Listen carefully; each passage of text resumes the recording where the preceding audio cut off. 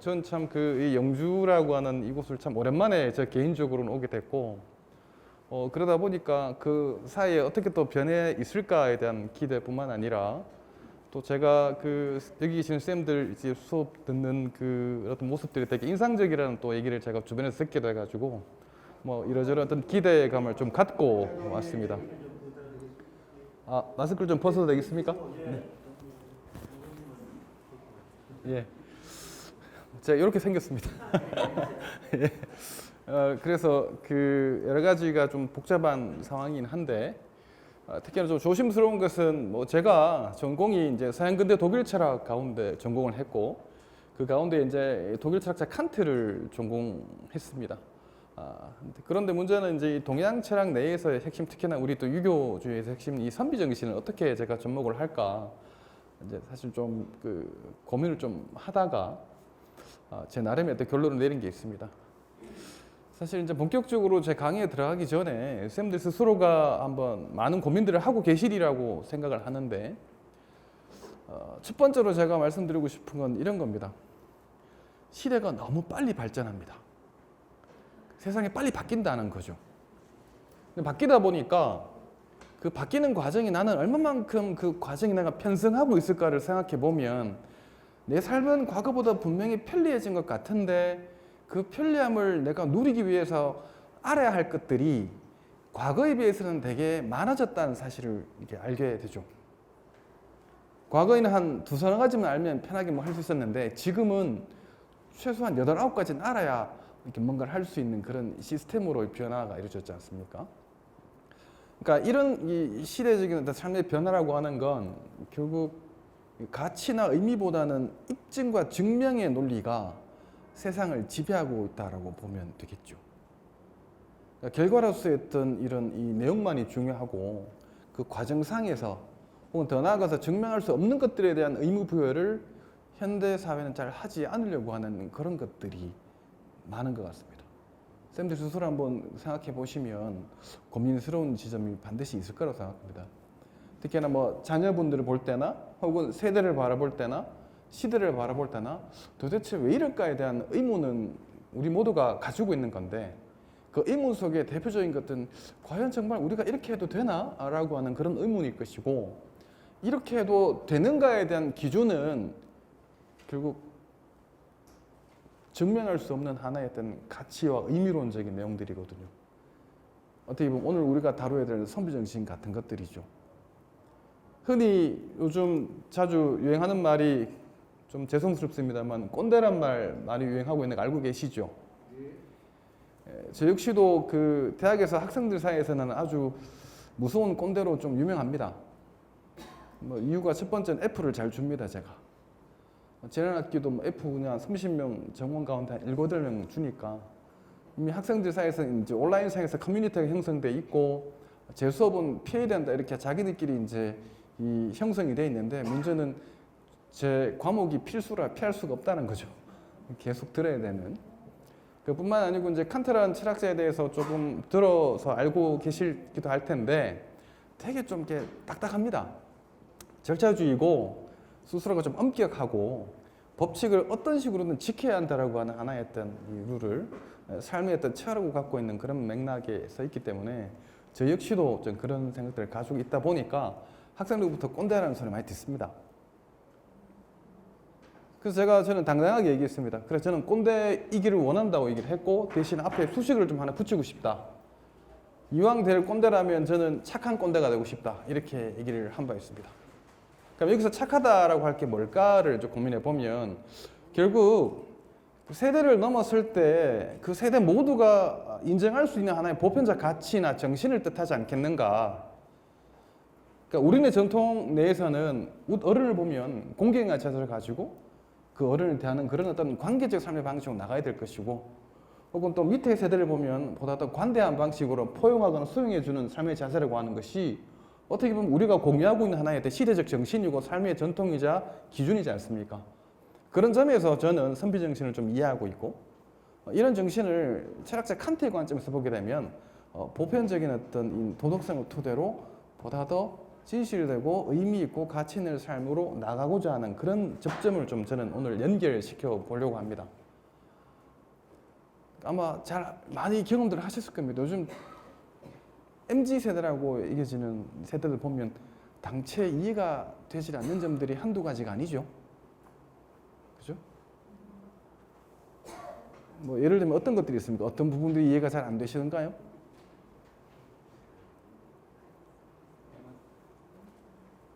하도 많아서 말도 잘 안 나오시죠. 예. 근데 그건 이제 반대로 한번 생각해 보죠. 그들의 입장에서 우리는 어떨까요? 근데 그러다 보면 결국 이제 이 다려놓을 수 없는 간격이 계속 유지한 채 계속 이제 삶이 전개되는 것처럼 보이긴 한데, 근데 저는 이렇게 말씀드리고 싶은 게, 사람 누구나 다 행복해지기를 원하는데 그 행복이 항상 올바른 방식으로 성취되지 않는 걸 잘 알아요. 그냥 쉽게 얘기하면 내가 이렇게 해서는 안 된다는 걸 잘 알면서도 고집이 세거나 내 행복에 대한 욕망이 너무 강해서 그 옳은 방식에 과감히 떨쳐버리고 나의 이익과 행복만을 추구하는 방식으로 삶을 살아왔을 수도 있어요. 그래도 과연 우리 스스로는 어떤 판단을 할 건가에 대한 고민이 있잖아요. 그죠? 자기 정당화나 자기 합리화가 나에게는 인정되고 수용될 수 있지만 다른 사람의 관점에서는 수용되기가 어렵거든요. 그렇다는 얘기는 그런 어떤 각자의 어떤 이 가치관은 지극히 내 안에만 머물러져 있는 가치관이니까 그런 점에서 놓고 보면 선비정신은 거기에 준할 수는 없어요. 선비정신이라고 하는 것은 제가 이야기로는 어디까지는 인본주의입니다. 인본주의 관점에서 보게 되면 나에게만 인정되고 통용되는 시대 정신이 아니고 저를 포함한 우리 모두가 공유할 수 있는 하나의 보편적인 가치로서의 정신을 뜻하기 때문에 그런 점에서 오늘 좀 놓고 봐야 되지 않겠는가. 왜 제가 이 보편성을 강조하냐 하면 결국 칸트가 말하는 이 도덕성이라고 하는 것이 상대적인 것이 아니라 보편적인 것이거든요. 단적으로 얘기하면 도덕이라고 하는 것이 나에게만 인정되고 허용되는 것이고 다른 사람이 인정되고 허용되는 것이 아니면 그건 도덕으로서의 기능을 상실한 겁니다. 그러니까 도덕이 상대적인 거는 얼마든지 다른 데 가가지고 또 막 변할 수 있으니까 여기에서는 도덕이 이렇게 변하고 저기에서는 도덕이 또 이렇게 변하면 이 두 가지 도덕을 모두 경험한 사람 입장에서 보면 의문이 생기잖아요. 당최 그러면 진짜 도덕은 뭔가? 그러니까 예외를 인정하지 않는 방식으로 이 도덕적인 삶의 방식이 계속 전개돼야 되는데 누구는 끊임없이 의무를 강조하는 방식으로 삶이 전개되고 누구에겐 끊임없이 그러니까 예외가 인정되는 방식으로 삶이 이제 전개되면 그런 시대 정신은 사실 보편적이라고 볼 수 없잖아요. 근데 그런 걸 고민한 철학자가 칸트라는 사람이고 그렇게 볼 때 제가 오늘 쌤들 모시고 부족하지만 강의를 하고자 하는 것이 선비 정신 역시도 이런 하나의 시대 정신의 보편적 가치를 담고 있기 때문에 충분히 그 연결 지점이 있다라고 판단했던 겁니다. 그래서 제가 오늘 이렇게 한번 제목을 지어봤던 거거든요. 제 어떤 오늘 그 동기가 전달되는지 모르겠습니다만 하나하나 좀 확인해 보면서 좀 보도록 하겠습니다.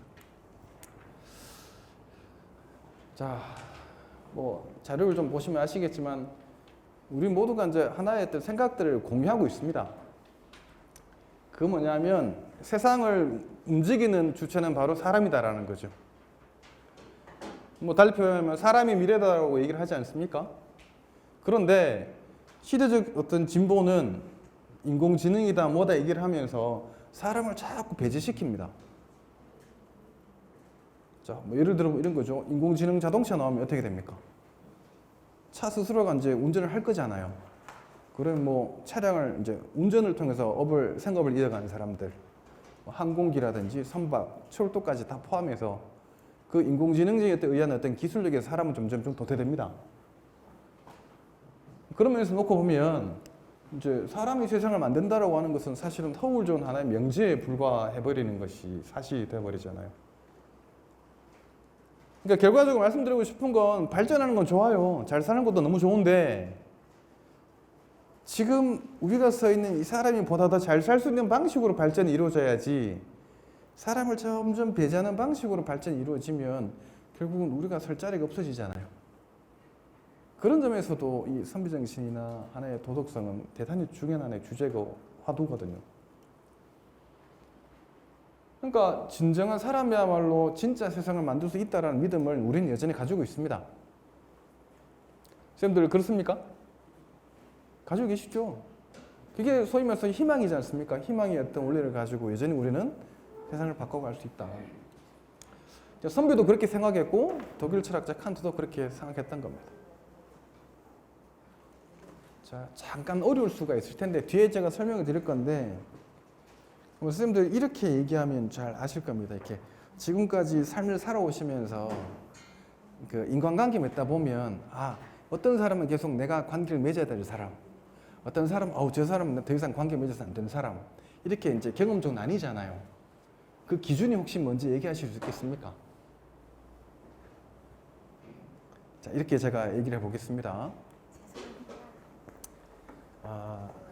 내가 다른 사람을 만나는 것이 나에겐 비록 손해가 될 수는 있을지언정 그 사람을 만나서 진실되고 관계를 맺어야 한다는 그런 어떤 첫 번째 생각을 가지고 이익과 손해가 된 관계없이 끊임없이 꾸준하게 만나는 사람. 후자는 이익이 되면 만나고 손해가 되면 만나지 않아요. 이렇게 좀 속된 말로 달면 씻고 쓰면 뱉어버리는 그런 관계. 그죠? 후자가 사실은 이 자본주의 사회에서는 더 많다라고 하는 것을 경험하신 것도 사실일 텐입니다.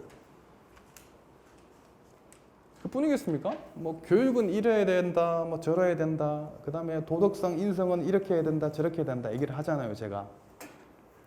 가장 제가 힘 빠질 때가 언제냐 하면 이런 겁니다. 저희 나라는 유치원부터 시작해서 초등학교, 중학교, 고등학교, 심지어는 대학에 이르는 긴 교육과정 동안 도덕과 윤리, 인성교육 다 배웁니다. 근데 재미나게도 진짜 신기하게도 학교를 졸업하고 나면은 배운 대로 절대 행동 안 하죠. 그러면서 그럽니다. 사람들은 에이 교수님 요즘 누가 그렇게 삽니까? 제가 할 말이 없어져요. 경우에 따라서 이렇게도 얘기합니다. 아니 왜 교수님 저한테만 그렇게 지적을 하시냐? 다른 사람도 그렇게 하고 있지 않냐? 현실을 살아가는 입장에서는 참 힘 빠진 얘기 맞습니다. 근데 우리는 알죠. 그렇게 얘기하는 것이 잘못됐다는 사실을 겉으로 표현하지 않지만 마음속으로 우리는 이미 알고 있거든요. 그러니까 소위 이 정신과 관련된 하나의 기준이나 규범적 내용들이 이론적으로 무장돼서 우리에게 다가올 때는 다 옳은 소리고 맞는 소리입니다. 그런데 그게 현실 속에 적용될 때는 제대로 그 모습을 발현시키지 못하거든요. 그럴 때 우리가 할 수 있는 얘기는 왜 우리는 우리가 알고 있는 대로 행동을 하지 못할까에 대한 고민이 되는 겁니다. 정말 몰라서일까요? 어떻습니까? 몰라서일 가능성이보다는 알고도 하지 않을 가능성이 더 높지 않겠습니까? 그게 바로 자기 반성적인 의식이고 그런 점에서 선비정신도 그런 반성적인 자기 측면의 어떤 수양이 있는 거거든요. 칸트 스스로가 양심의 가책을 느끼고 선한 의지에 따라서 의무를 의무로서 다하는 그런 도덕적 삶을 살아야 진정한 선한 세상이 온다라고 주장하는 것처럼요. 하지만 그런 얘기를 들을 때 사람들은 그러죠. 저 순진한 사람 아직도 현실이 어떤지 모르네. 손가락질하면서 아직 좀 더 세상을 겪어봐야 돼. 이렇게 얘기할 수 있잖아요. 거긴 이미 이제 우리의 불일치의 근거가 다 들어져 있는 거죠. 그럼 누구로부터 기인하느냐? 결국 외부로부터 그 불일치가 발생하는 것이 아니라 우리 각자의 내부로부터 불일치가 일어나는 겁니다. 쉽게 얘기하면 우리 안에는 옳은 방식으로 살아야 된다라고 하는 그런 어떤 생각도 있지만 동시에 그 옳음을 넘어서서 나의 이익과 나의 어떤 행복을 위해서 나가야 된다는 명령도 우리는 존재하거든요. 그 사이에서 우리는 끊임없이 갈등하면서 경우에 따라서는 옳은 방식으로, 경우에 따라서는 나의 어떤 이익이 되는 방식으로 삶을 살아가거든요. 그러니까 옳은 방식이면 보편적인 가치와 시대 정신에 부합하지만 그렇죠? 나에게 이익되는 방식이면 이것은 부합하지 않게 되는 그런 어떤 이 문제가 생기니까 결국 우리가 정말 저 사람 정말 훌륭한 사람이고 존경할 만한 사람이고 인격적으로 아주 높은 사람이다라고 얘기하는 것은 늘 옳음의 방식에 따라서 늘 옳은 생각을 옳은 행동으로 실천하면서 살아오시는 분들을 정말 우리는 진짜 인격적으로 훌륭한 사람이라 얘기를 하잖아요. 그 기준이 되는 것이 어떻게 보면 오늘의 이 선비정신이자 칸트가 말하는 도덕성이라고 말씀드리고 싶은 거죠. 결론은 그겁니다. 여기 어떻게 가능할 건지 한번 비교해서 보도록 하자는 거죠. 자, 그래서 이것만 보겠습니다. 진정한 즉 참 사람이 되기 위한 각자의 노력이 뒤따를 수밖에 없는데 이런 점에서 선비정신은 조명받아야 할 이유가 충분하다. 전 이렇게 보는 겁니다. 자, 뭐 앞서 설명드렸습니다만 요즘 그 유행하는 말이 이 말입니다. 내 비록 도덕적 비난은 감수하더라도 법은 어기지 않았다. 이게 되게 유행하는 시대거든요. 근데 좀 이게 안타깝습니다. 슬픈 얘기인데요. 제가 보기에는 전통과 관습이 전승되어 온 우리의 어떤 삶의 방식에서 삶의 영역에서 일어나는 갈등의 문제는 법을 논하기 전에 도덕적 차원에서 얼마든지 해결할 수 있거든요. 근데 그게 잘 안 되죠. 그러다 보니까 아예 그냥 이 도덕적인 어떤 해결 방식은 건너뛰어버리고 법에 맡겨버리는 게 너무 일상화되어 버려서 도덕의 이런 말들이 이제 자주 유행하는 것 같습니다. 이 말이거든요, 지금. 그러니까 이 도덕 불감증이 너무나 시대적으로 난무하는 시장이다 보니까 수많은 갈등과 충돌이 일어납니다. 가족 내에서나 사회 내에서나. 그러면서 이제 어떻게 보면 이런 시대적 상황이 계속 유지되다 보니까 서로가 서로에 대한 기대는 이제 온데간데 없다라고 생각할 만큼 좀 더 염세적인 생각을 할 수밖에 없고 또 서로 간의 불신과 자주를 통해서 공격적이거나 방어적인 삶의 자세를 계속 유지합니다. 그래서 이제 전략적 사고를 주로 많이 하게 된다는 거죠. 달리 말하면 합리적인 사고보다는 효율적인 생각을 더 많이 하는 그런 방식으로 삶을 살아간다는 거죠. 근데 결론적으로 말씀드리면 선비정신이 과연 효율적으로 생각하라는 그런 정신인가요? 제가 보기엔 아닌 것 같습니다. 합리적으로 생각하는 그런 시대 정신이겠죠. 그러니까 어떻게 보면 서로 간의 인격적인 관계를 형성하고 진정한 어떤 이 도덕적인 자유를 행하면서 살아가야 되는데 그렇게 되지 못하고 있는 우리 시대적 현실 안에서 당연히 주목받을 수밖에 없는 거는 뭐 칸트의 어떤 이런 도덕적인 입장이나 이런 부분과 닮아 있는 선비정신이 주목받을 수밖에 없다라는 거죠. 그럼 어떻게 할 거냐라고 이제 누가 물으실 수 있겠죠. 결국은 이제 이 선비정신에 남아 있는 자기 수양입니다. 칸트식으로 얘기하면 의지를 공고히 하는 건데 그게 바로 유덕한 사람이 되는 거거든요. 자기 내적인 갈등 관계를 극복하지 않고서는 자기 외적인 다른 사람과의 관계를 극복하기가 어려워집니다. 그 전자가 됐건 후자가 됐건 그런 갈등 관계를 넘어설 수 있는 하나의 어떤 키포인트가 선비정신이자 유덕한 사람의 어떤 이 덕목과 같은 품성이거든요. 그 누가 만들어서 저한테 넣어주는 것이 아니라 제가 혹은 우리 스스로가 만들어서 계속 바깥으로 표출시켜야 한다는 그런 삶의 과제가 있는 거죠.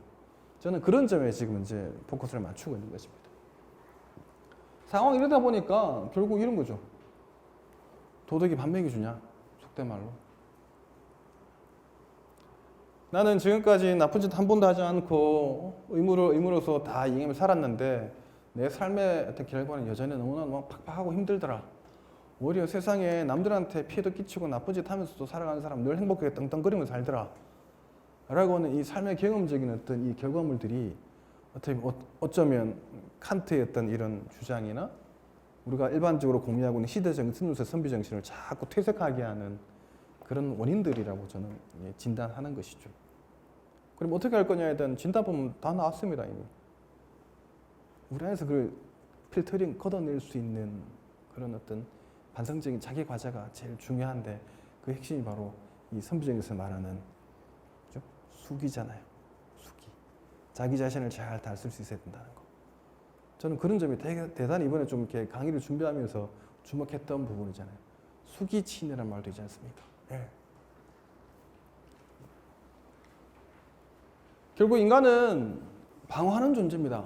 딱 고정화되어 있는 존재가 아니죠. 그 쌤들 자제분들 다 계실 텐데 자제분들 쌤들 원하시는 대로 다 되던가요? 안 되죠. 저도 좀 솔직히 말씀드리면 잘 안 됩니다. 미칠 것 같습니다. 화는 나는데 말도 못하겠고. 그러니까 이 방황을 통해서 스스로 결정론과 자유의 어떤 의지의 의미를 찾아가는 존재입니다. 그러니까 삶을 살아가는 방식에 있어서 모든 것이 정해져 있는 방식대로 살아가기만 하면 얼마나 좋겠습니까만은 그렇지 않다라는 것이고, 또 정해져 있는 방식으로 삶을 살아가기만 한다면 얼마나 또 재미없겠습니까?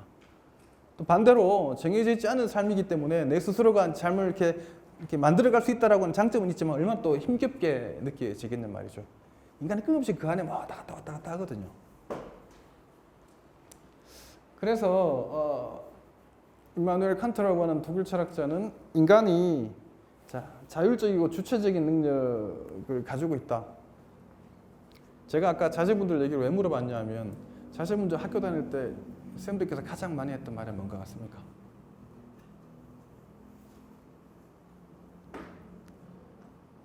여러 가지가 좀 공부 좀 하라는 얘기죠. 그럼 그런 얘기 할 때마다 자녀들이 늘 자주 하는 말, 알아서 한다. 내가 알아서 할 텐데 엄마 아버지 얘기하니까 다 하기 싫다. 그러니까 그 말은 뭐냐면, 철학적으로 얘기하면 나는 자유로운 존재인데 왜 다른 사람이 내 자유를 억압하느냐라고 생각한다는 거죠. 강제나 구속력을 별로 싫어한다는 얘기예요. 그러니까 스스로가 알아서 할 수 있는 능력을 가지고 있다는 얘기인데, 문제는 그 능력을 언제 이렇게 밖으로 피워내느냐는 사람마다 그 시기가 다 다르니까. 부모 입장에서는 보다 더 내 자식이 잘 되기를 원하니까 끊임없이 푸시 하지만 그 푸시를 받아들이지 못한 입장에서는 끊임없이 엇나가게 되는, 그래서 방황하게 되고 충돌하게 되고 뭐 이런 부분들이잖아요. 그래서 칸트가 볼 때 인간은 이성을 통해서 자율적으로 도덕법칙을 세우고 행동하는 존재입니다. 실제 이제 제가 학부생들 상담하면서 주로 하는 얘기가 나한테 묻지 마라 그럽니다. 그게 무슨 말이냐면, 끊임없이 자기들도 찾지 못한 답을 저한테 물어요. 고민이 있는 상담 좀 하고 싶습니다. 교수님 찾아오거든요. 가만히 듣고 있으면 솔직히 모르겠어요. 왜냐하면 그게 내가 그 고민을 학생의 입장에서 내가 함께 고민해 줄 수는 있지만 그 고민의 주체로서의 고민을 제가 그 무게를 정확히 받아들이기 어렵기 때문에 제가 짐작할 수는 있지만 그 고민의 대상자가 원하는 혹은 바라는 방식의 답을 제가 줄 수가 없거든요. 그러니까 그 스스로가 찾아갈 수 있도록 제가 도와줄 수는 있지만 그 답을 제가 대신해서 해줄 수는 없다는 거죠. 이게 수학 문제가 아니잖아요. 이게 함께 고민하고 아파하고 공감한다라고 하는 것을 얼마든지 해줄 수가 있는데 그건 정해져 있는 이 답이 아니기 때문에 끊임없이 많은 어떤 고뇌와 갈등을 이제 거쳐야 된다라고 하는 거잖아요. 그 인간의 기본 특징입니다.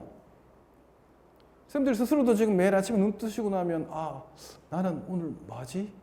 오늘 나는 어떤 존재지? 내가 뭐 하려고 했더라? 이런 고민들 다 갖고 계시잖아요. 네. 그게 바로 정체성의 문제입니다.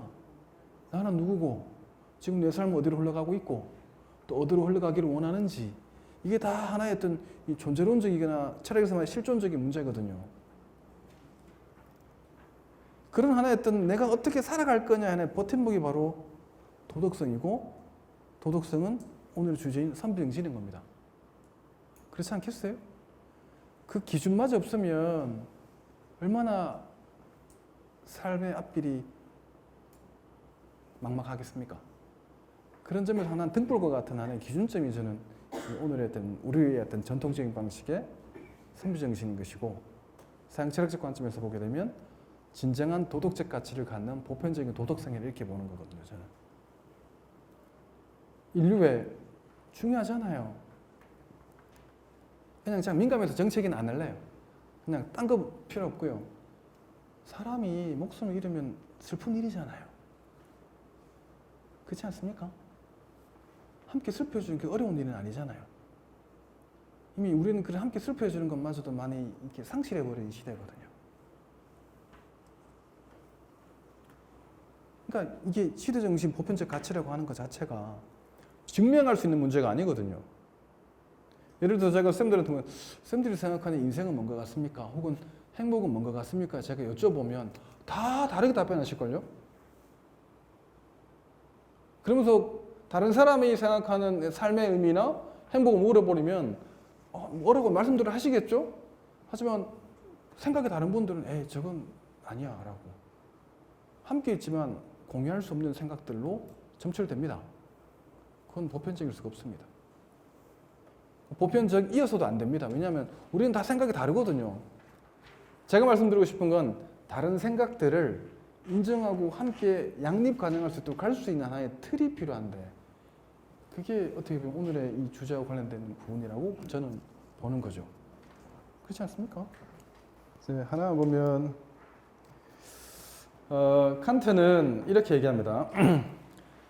칸트의 고민은 이제 당시의 시대도 마찬가지인데 지금 오늘 살아가는 우리 시대도 마찬가지인 것처럼 도덕이 너무 무력화돼 버렸어요. 땅바닥에 떨어져 버렸고 그리고 도덕적인 상대주의가 너무 팽배하다 보니까 어떻게 살아가는 것이 진정한 의미냐는 걸 잘 모르게 돼요. 이런 어떤 삶의 조건 아래서 우리는 어떻게 해야 될지를 고민했던 철학자입니다. 세상이 어지럽고 신분제가 있긴 하지만 모든 사람들의 삶이 막 흉흉할 때 어떻게 해야 될까를 고민하는 것은 하나 또 선비였던 의무잖아요. 선비에서 지향할 때 길이고 그런 맥락에서 맞닿아 있는 거죠. 결국 그런 고민은 우리의 어떤 이 주관적인 감정이 아니라 이 주관성을 넘어설 수 있는 이성적인 역량, 능력에 의해서 가능하다는 것이고 그 지점도 비슷한 거죠. 우리는 감정적 존재이기도 하지만 이성적 존재이기도 해요. 인간이라고 하는 개념을 사전에 찾아보면 인간은 뭐 이성적인 사회 능력을 가지고 있는 이성적인 존재다 이 말이 있거든요. 근데 그거 제가 볼 때는 좀 보충이 필요합니다. 관로가 빠졌어요. 뭐가 빠지냐면 인간은 정서적이고 이성적인 존재예요. 그런데 우리의 이성적인 능력을 방해하는 요소가 뭐냐면 우리의 정서 감정이거든요. 멀리 갈 거 없잖아요. 저도 집사람하고 부부싸움 하거든요. 부부싸움 하는데 제가 이기고 지는 건 중요한 게 아니에요. 왜냐하면 제가 이겼다고 해서 집안 분위기가 좋아질 리가 없잖아요. 제가 졌다고 해서 또 가정 분위기가 좋아질 수 없듯이 문제는 뭐냐면 조금만 좀 참고 기다리면 이게 냉정하게 볼 수가 있는데 이 냉정하게 볼 수 있는 부분들은 나의 어떤 이 감정과 화가 끊임없이 나의 냉정한 판단을 삼켜버리거든요. 제 아내 역시 그런 방식이면 두 사람 만나서 얘기를 하면 부딪힐 수밖에 없어요. 그렇게 하지 않는 분은 단 한 분도 안 계실 겁니다. 그럴 겁니다. 그러니까 표현할 수는 없지만 시간 좀 지나고 나면 후회하잖아요. 에이 그때 그 말 괜히 해가지고 좀 그렇네. 근데 또 막상 또 시간이 그 사과할 타이밍을 또 놓쳐버리면 얘기하기도 좀 멋쩍고 시간이 좀 자연스럽게 흐지부지해야 되고 이렇게 될 가능성이 높거든요. 결국은 이제 우리가 이성적인 역량을 가지고 있지만 결국은 이성적인 역량을 잘 발휘하려면 우리 이성적인 역량을 끊임없이 방해하는 인간의 어떤 우리 자신의 어떤 감정을 잘 조절해야 되는 겁니다. 그래서 제가 요새 MZ세대들 여러 표현들이 있는데 걔네들 하는 표현 중에 이 말을 가장 좋아합니다. 요즘 이렇게 화내면 지는 거다는 말이 있어요. 제가 그걸 딱 듣자마자 진짜 그 망치로 머리를 한 대 맞는 느낌이었어요. 아 이거 진짜 현명한 말이다. 맞더라고요. 상대방이 잘못했는데 내가 화를 내면 국민이 전환되더라고요. 이게 진짜 저는 이게 지혜로운 말이라고 생각하는데 화내면 진다는 얘기는 뭐냐면 감정은 최대한 자제하고 이성적으로 합리적으로 봐야 된단 말이잖아요. 쉽게 얘기하면. 저는 그 말에 진짜 놀랐습니다. 결국 우리에게 주어지는 것은 이성적 역량을 극대화하기 위해서 우리의 어떤 주관적인 감정의 역량을 끊임없이 잘 컨트롤할 수 있는 역량들입니다. 그래서 진정한 참된 도덕성을 확립하고자 하는 칸트의 모습에서 선하게 살아가고자 하는 삶에 대한 진정한 태도를 엿볼 수 있는데 선하게 살아가고자 하는 삶의 진정한 태도는 칸트에게만 있었겠습니까? 선배에게도 있잖아요. 저는 오히려 더 많다고 생각합니다. 어떻게 보면. 그죠? 그래서 우리의 삶이 아무리 힘들고 어려워도 정도, 바른 길을 지키며 선하게 살아가고자 하는 삶의 태도는 여전히 우리에게 주어진 과제예요. 이렇게 얘기하면 저 순진한 사람이라고 하는 손가락질 받을지언정 그렇게 손가락질하는 사람조차도 이 길이 옳은 길임을 다 알 겁니다. 그게 어떻게 보면 하나의 기준점이 돼야 되는 건 당연한 거잖아요. 우리가 밖으로 얘기만 안 하는 것 뿐이지 그런 점에서 이런 건 상당히 중요한 문제거든요. 그래서 보면 자, 유교조의 어떤 이상적 인기로서 섬시 잠깐 보시면 우리가 주목할 점은 바로 자아성찰적인 삶하고 그다음에 철저한 자기 관리잖아요. 자, 이를 위한 출발점이 바로 천인 합일의 경지로서 스스로가 완성된 인격이 되기를 기약하는 입지를 무엇보다 중요한 시기잖아요. 뜻을 이제 세워야 되는 것. 선생님들, 사람은 세상에 태어날 때 완전한 형태로 이렇게 주어져서 태어난 게 아니지 않습니까? 아무것도 없는 상황에서 태어나서 성장 과정의 교육과 사회 과정을 통해서 점점 뭡니까? 퍼스널리티를 쌓아가거든요. 누가 쌓아주는 게 아니잖아요. 그래서 그러니까 우스갯소리로 누가 그러대요. 야, 그래도 저 철없는 애 저 군대 갔다 오면 채들 거라고. 그래서 그거는 제가 좀 동의하기 어려워요. 왜냐면 제 주변에는 군대 갔다 와도 여전히 철없는 사람이 많거든요. 그건 이제 군대 갔다 와서가 아니라 나이가 들어가면서 삶의 경험이 계속 반복되면서 그 안에서 좌절을 겪으면서 자기의 내적인 변화가 일어났다라고 보는 거죠. 아쉽게도 완전한 형태로 태어나면 좋겠지만 인간 그렇지 못하다라고 하는 거. 그 다음에 이제 세계적인 지평 안에서 나라는 사람의 존재 의미가 어떠한지를 궁금해 하잖아요. 그죠? 그럼 내라는 존재를 어떻게 이제 바로 세우는 것이 반드시 필요하잖아요. 이게 바로 선비정신이 이제 추구하는 방식이거든요. 그래서 조선의 선비들은 이런 바탕 위에서 자아를 성찰하는 것하고 철저한 자기 관리를 실제 행위를 통해서 이제 수행함으로써 공적인 차원의 자아를 확립하고 보다도 공공 영역에서의 사회를 이제 실현하고자 하는 거죠. 이것은 선비정신이 지향하고 있는 것이 개인적 차원에만 국한되는 게 아니라 개인적 차원을 토대로 사회적 차원까지 이미 영향을 미치고 있다는 거잖아요. 그럼 도덕성도 마찬가지지 않겠습니까? 나 혼자 선하고 착하게 살아가면 사회가 선하고 착해지나요? 아니란 말입니다. 도덕도 나도 그래야 되지만 우리 모두가 그래야 된다라고 하는 개인적 차원과 사회적 차원 모두를 다 포괄하고 있는 거죠. 그런 점에서 상당히 유사하잖아요. 전 요새 이제 그 칸트를 공부하면서 느끼고 있는 게 동양적인 사유하고 진짜 많이 닮았다라는 생각을 많이 합니다. 제 선배 교수님들이 왜 점점점 연세를 드시면서 불교나 동양적인 사유로 넘어올까를 제가 비교적 지보다 더 젊었을 때 잘 이해를 못했습니다.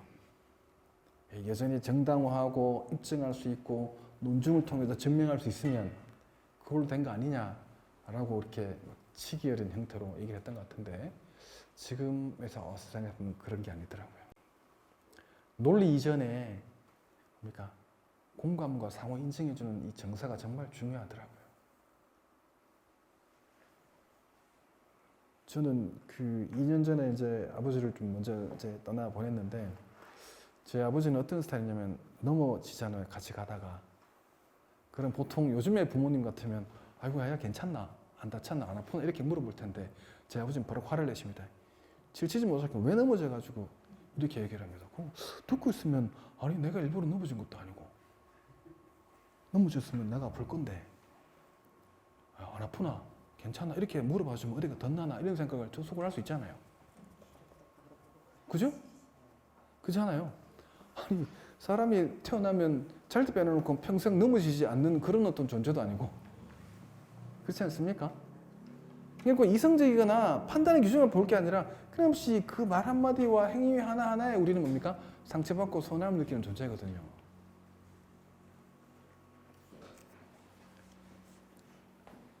자, 이게 바로 이제 이 자아성찰하고 철저한 자기관리가 선비정신의 핵심이지 않습니까? 그래서 이제 이런 맥락에서 보게 되면 현실적인 삶을 살아가는 선비의 이제 하루 일과를 보자고요. 사부 일과라고 하는 것이 있답니다.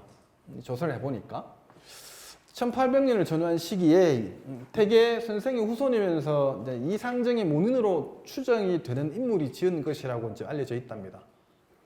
그래서 선비들의 하루 일과 특징이 이렇게 나와 있어요. 첫 번째, 그 수면이 잠자는 시간에 하루 4시간 미만할 정도 근변했다. 두 번째, 하루 일과의 핵심이 학자답게 강학, 공부하는 데 중점을 두는 것. 그것이 이제 핵심이었고, 그 다음에 이제 매일 6회 이상 부모님을 뵐 정도로 효의 실천에 투철하였다. 그 다음에 네 번째가 경제 활동을 포함한 집안 살림의 운영에도 소홀히 하지 않았다. 일단 다 들어보고 이렇게 고개를 이렇게 저어주시기 바랍니다, 선생님들. 그 다음에 다섯 번째, 식사는 아침이 무겁고 저녁이 가벼운 조반 석죽의 형태였다. 이렇게 얘기를 하는데요. 원래 일단 그랬다고 전해지니까 일단 받아들입시다, 선생님들. 요즘은 이렇게 고기를 절리지 하지 마시고 나중에 가서 얘기할 시간을 드릴게요, 제가. 이거 보고 있으면 요즘도 그렇게 할 겁니다. 제가 지금은 초등학교에 바뀌었지만 저는 국민학교 세대여서 하루 일과표 짜잖아요. 그래서 방학 시작하면 일과표 짜가지고 밤 9시부터 아침 뭐 새벽 6시까지 잠잔다, 숙면 들고 6시부터 7시까지 뭐 운동과 아침 식사고 7시부터 뭐 9시까지 공부했다가 잠시 휴식 시간 갖고 또 공부하고 점심 먹고 오후에 뭐 학원 갔다 오고 뭐 이런 거 있잖아요. 근데 일과표 짜다 보면 머리가 너무 아파가지고 하루 쉬어야 됩니다. 편만 열심히 짜야지 저는 그렇게 안 되거든요. 왜냐면 사람은 기계가 아니기 때문에. 그만큼 이렇게 하루를 정해진 방식대로 하는 것이 어렵다라는 얘기입니다. 이렇게 하는 게 바로 뭐겠습니까? 앞서 살펴봤던 이거잖아요. 철저한 자기관리잖아요. 이게 정말 쉬운 게 아니거든요. 자, 그럼 독일 철학자 칸트는 어떻게 됐냐 보실게요. 칸트도 하루 일과가 거의 좀 이렇게 됩니다. 오전 5시에, 새벽 5시에 일어나요. 일어나서 홍차 2잔 마시고 담배를 피운 다음에 이제 외국 사람은 잠옷 입고 이렇게 자잖아요. 잠옷 찾으면 이제 아침에 이제 강의 준비를 합니다. 그리고 이제 오전 7시부터 9시까지 강의를 해요. 그리고 오전 9시부터 오후 1시까지 집필 작업을 하거든요. 그런 다음에 오후 1시부터 4시까지 식사를 해요. 참 식사 시간이 깁니다. 그냥 뭐 이제 사투리로 칸트는 밥 먹으면서 입하고 하는 거 되게 좋아했나 봐요. 예. 예. 한 3시간 동안 이제 이런저런 얘기를 하는데, 근데 퀘니스베르그라고 하는데 동프루센 수도 항구 도시였는데 지금은 러시아 땅입니다. 칼리닝그라드라고 하는 도시가 되어 있고요. 제가 자료에 올려놓은 사실은 제가 2018년도 2월달에 직접 가서 제가 찍어서 올렸던 자료들이거든요. 이제 포츠담 회담이었던 것 같아요, 제 기억에. 그때 이제 그 영국의 처칠하고 미국의 루즈벨트 대통령하고 이제 소련의 스탈린이 2차 대전 마무리할 쯤 그 지역을 이제 스탈린이 이제 소련 영토로 병합해버리고, 그래서 지금의 명칭은 퀘니스베르그가 아니라 칼리닝그라드인데, 칼리니는 장군 이름이고요. 그라드는 러시아말로 도시라는 뜻입니다. 지금 인구 한 80만 명 정도 되는 도시입니다. 러시아 본토에 있는 게 아니라 좀 떨어져 있어요. 나중에 보시면 아시겠지만.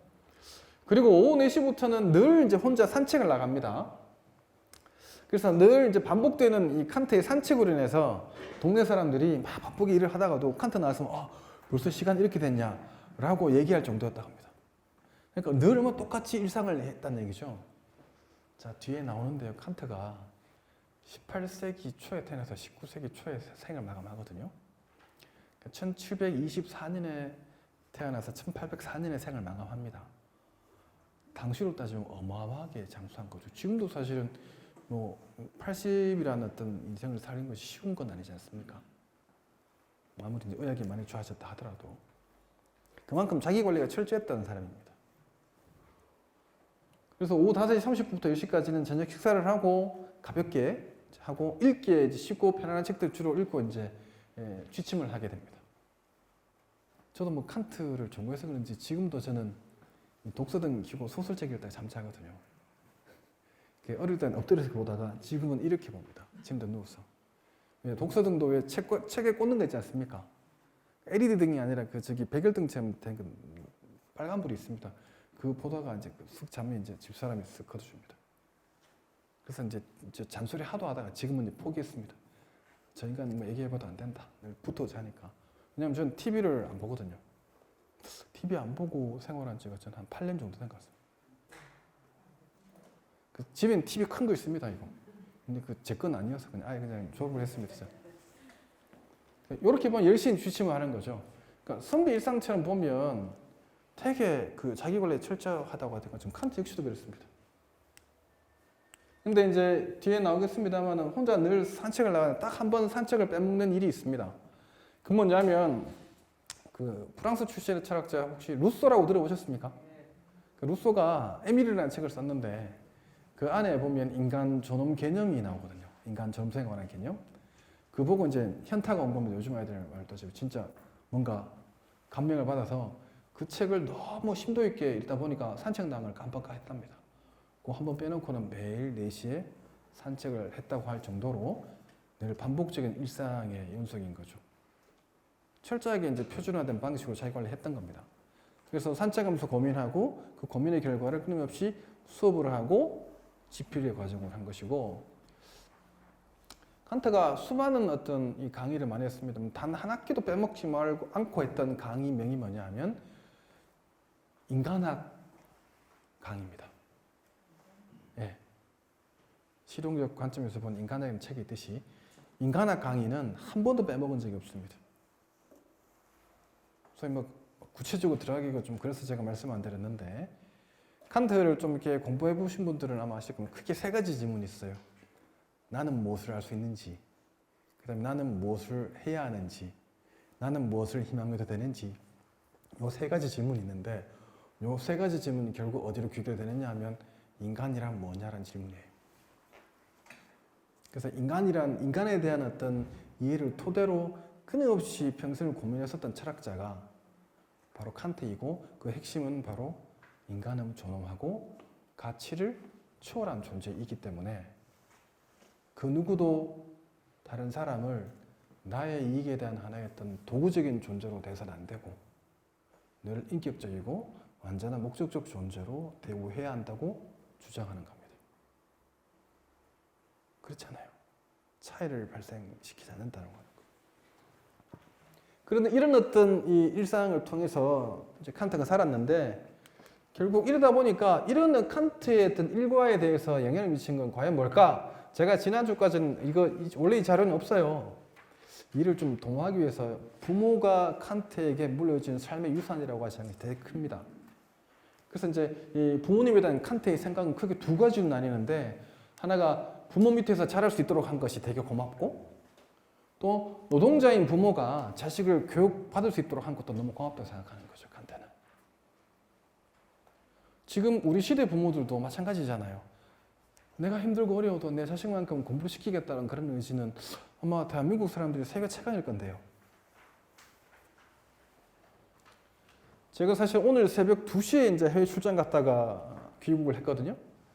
이제 호주하고 뉴질랜드를 갔다 왔는데, 뉴질랜드의 마오리족들은 이제 중등 과정, 고등학교 2학년까지 과정이 의무고 그 이후는 의무가 아니에요. 그러니까 자식들의 미래를 위해서 부모가 헌신하거나 밀어주는 게 거의 없어요, 마오리족들은. 경제관념에 따라서 그냥 싸면은 학교도 그냥 빼먹고 그냥 같이 여행도 다녀버리고, 고등학교도 졸업하면 대학 가지 말고 이제 상업전사 나가서 돈을 벌어라고 이렇게 얘기할 만큼 문화적인 차이가 좀 있더라고요. 이번에 제가 한국어 교육원 가서 이제 그 교육원 원장님 만나면서 이런저런 얘기를 들었는데, 확실히 좀 지역마다 편차가 있고, 우리도 학군도 있는 것처럼 그 뉴질랜드 오클랜드라고 하는 그 대도시 내에서도 그런 학군에 따른 어떤 레벨 차이가 엄청나게 있더라고요. 그래서 이제 이렇게 얘기를 합니다. 칸트는 이렇게 얘기를 했대죠.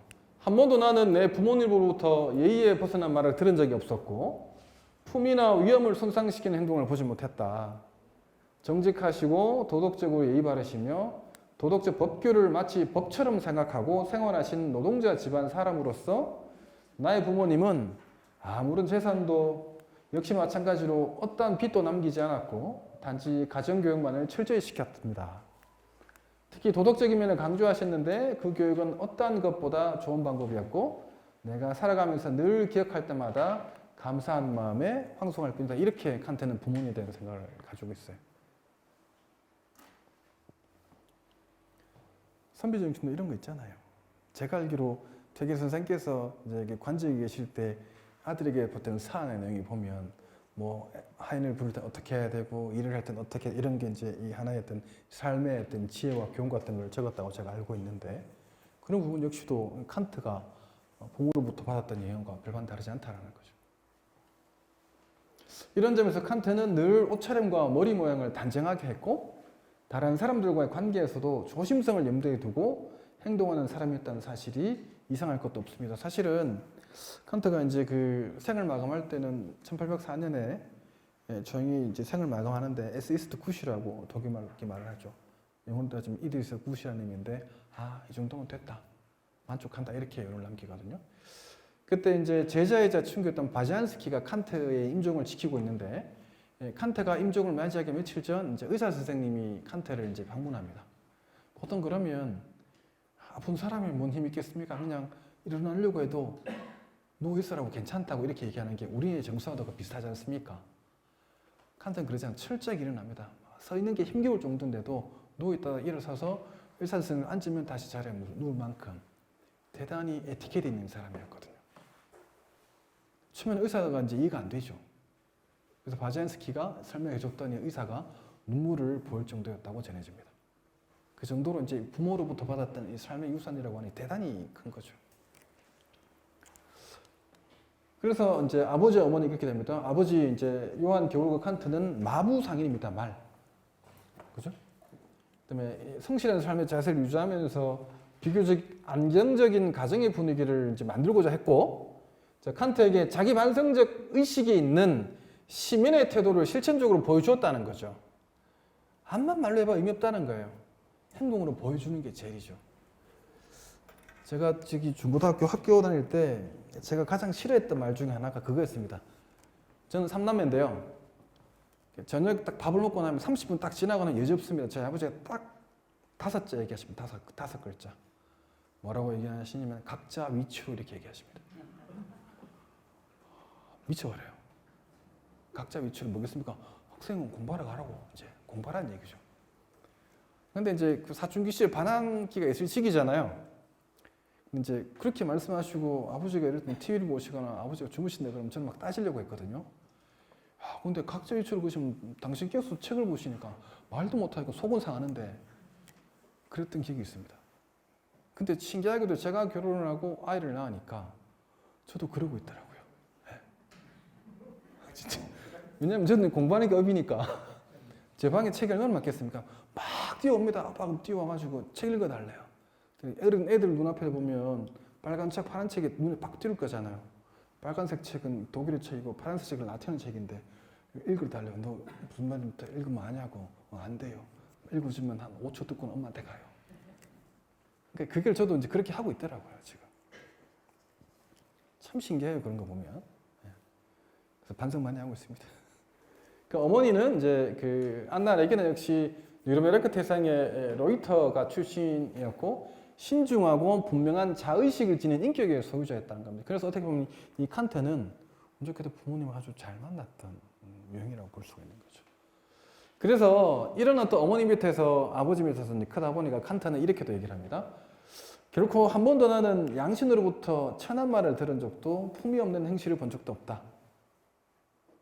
이런 부분도 아까 제가 이렇게 그죠? 선비 중심 두 가지 측면, 자아성찰적 측면하고 자기 관리 해당되는 거잖아요. 그렇게 하다 보니까 칸트 묘비명이 이렇게 되어 있습니다. 실천에서 비판 말미에 나오는 말인데 내 마음을 늘 새롭고 또 한층 감탄과 경외심으로 가득 채운 두 가지가 있는데 그것은 바로 이제 별이 빛나는 하늘과 또 하나는 내 마음속에 빛나는 도덕법칙이다라는 건데 이건 쉽게 얘기하면 별이 빛나는 어떤 하늘은요 전 세계적으로 혹은 전 우주에서 보게 되면 인간은 먼지와 같은 존재에 불과한데 그럼에도 우리가 이성적인 능력을 가지고 있고 도덕법칙을 알고 있다는 사실이 동물적 존재를 넘어서서 보다 더 합리적이거나 가치론적 존재일 수 있는 가능성을 잠자고 있다는 점에서 바로 인간은 위대하다는 걸 칸트는 얘기하고자 하는 겁니다. 그 토대가 뭐라고 도덕적인 거라는 거죠. 자, 이런 지향점은 선비정신 역시도 마찬가지지 않습니까? 전달 되셨나요? 부모님 잘 만나는 거 맞죠? 칸트는. 너무 비교하지 마시고요. 제가 지금으로부터 한 5년 전에 직접 제가 이제 칸트가 살았던 지역, 지금은 이제 칼리닝그라드라고 하는 러시아 영토입니다. 직접 좀 방문했었는데요. 독일 철학자 그러니까 칸트 지금 현재 살았던 지역이 독일 땅이 아닙니다. 지금은 러시아 땅입니다. 이제 지금 여기 칸트 묘소고요. 여기 이제 칸트 박물관이 있습니다. 2, 3, 4, 5층의 칸트 박물관입니다. 캐시드럴 대성당 안에 칸트 박물관이 있어요. 그 이제 이 박물관 요 대각선 뒤쪽으로 가면 요 칸트 묘소가 있고요. 그다음에 이 칸트 동상은 이제 대성당 쪽에 있는 것이 아니라 지금 칼리닝그라드 공과대학입니다. 공과대학에 따로 더 떨어져 있는 곳에 이렇게 이제 동상이 공원 안에만 하나만 덜렁이 있습니다. 그래서 제가 이 칸트 동상 봤을 때 제가 좀 슬펐거든요. 눈물이 찔끔 날 뻔했는데 아마 그 모습을 보고 있던 이 러시아 그 칼리닝그라드 공과대학 학생들 보고 좀 이상이 왔을 거예요. 거기는 뭐 고려인들이 있는 지역도 아니고 아시아계를 잘 찾아보기 힘들거든요. 그래서 아시아에서 온 남자 한 명이 그 보면서 눈물 찌그찌그 흘리면서 얼마나 이상하게 봤겠어요. 왜냐면 너무 이제 을씨년스럽고 초라해 보인다는 생각을 했던 거죠. 그래서 제가 이제 귀국해서 뭐 다른 그 철학자들 전공하는 이 선배들하고 얘기하다 보니까 배부른 소리라고 저를 막 채근하더라고. 왜 그러냐 했더니 야, 넌 그렇지 저렇게 멀쩡한 동상이라도 됐지 우리는 동상도 없다고. 이렇게 얘기를 하면서 이제 위로를 해줬던 적이 있는데요. 혼자서 막 셀카 막 찍고 있으니까 말도 안 통하는 애들이 와가지고 찍어주겠다고 막 찍어주고 그랬던 기억이 있습니다. 자, 그래서 그 다음에 지금 현재 이제 이 과거의 칼리닝그라드 그러니까 퀘니스베르그 모습인데요. 여기가 아까 사진을 보던 대성당이고요.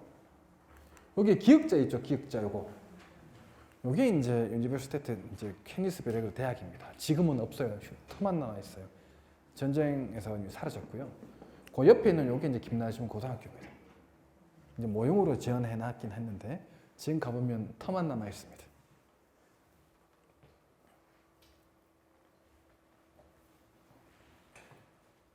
그래서 말씀드렸다시피 1724년에 태어나서 1804년에 이제 생을 마감했다 정도만 좀 알고 계시고 지금의 이제 영토는 이렇게 됩니다. 여기가 칼리닝그라드입니다. 러시아 영토는 여기거든요. 떨어져 있죠? 그래서 조금은 본토하고 좀 다릅니다. 가면 약간 좀 뒤처졌다라는 느낌을 제가 2018년도 가서 받았습니다. 예. 그래서 옆에는 먼저 리투아니아, 라트비아, 에스토니아 있고 밑에는 폴란드, 벨로루시 이렇게 있거든요.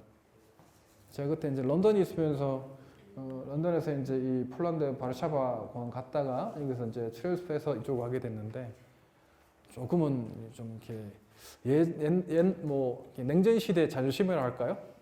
우리는 이렇게 표지판 정도에만 영어가 있지 웬만해서는 영어가 없어요. 러시아 말만 거의 있어요. 그것도 좀 독특하다라는 생각 좀 했었고요. 우리 아까 그 과거의 프로센 왕국 시절의 모습이 좀 더 이제 발전해 보이는 것이고 지금 가보면 구소련의 어떤 모습이 좀 많이 남아있는 듯한 그런 인상을 저한테 많이 주었던 지역입니다. 그래서 이게 칸트 아까 여기면 약간 뭐 나에게 반짝이는 것이 두 가지 있다는 얘기 있었잖아요. 사실 이거는 못 찾았습니다. 한참을 찾았거든요. 근데 러시아 사람들이 영어를 거의 못해요. 근데 제가 또 이제 러시아 못하잖아요. 그럼 짧은 독일어지만 해보려고 해도 독일어도 잘 못해요. 아까 그 대성당에 있는 한 번 여성분한테 대충 이제 물어서 알려봤더니 이게 디스트로이 인용을 하면서 없어져 버렸대요. 그래서 이건 제가 이제 구글에서 이제 가져와서 못 찾았어요. 직접 찍으려다가. 요건 직접 다 찍은 거거든요. 요게 이제 그 당시 프로센 퀘니스베르 당시 대학의 모습인데 훨씬 더 발전한 모습이죠. 이게 이제 4시부터 1시부터 4시까지 식사하는 칸트 모습인데요. 지금 보이실지 모르겠지만 이게 칸트입니다. 이게. 그리고 대성당 내의 부조라고 하는 것인데 여기 보면 이제 칸트 이름이 올라가 있습니다. 당시 이제 학자들의 어떤 그런 nem별에 따라서 이름이 다 연도하고 다 적혀져 있거든요. 그다음에 이제 칸트 외출복이고 이게 이제 제가 좀 바보스러웠던 게 아까 2층부터 5층까지 그 대성당에 박물관이 있다 그랬잖아요. 이게 옛날 대성당 건물이니까 박물관 입구가 정말 찾기가 힘들었어요. 이게 또 러시아말 이렇게 무제네라고 하던데 몰라서요 저는.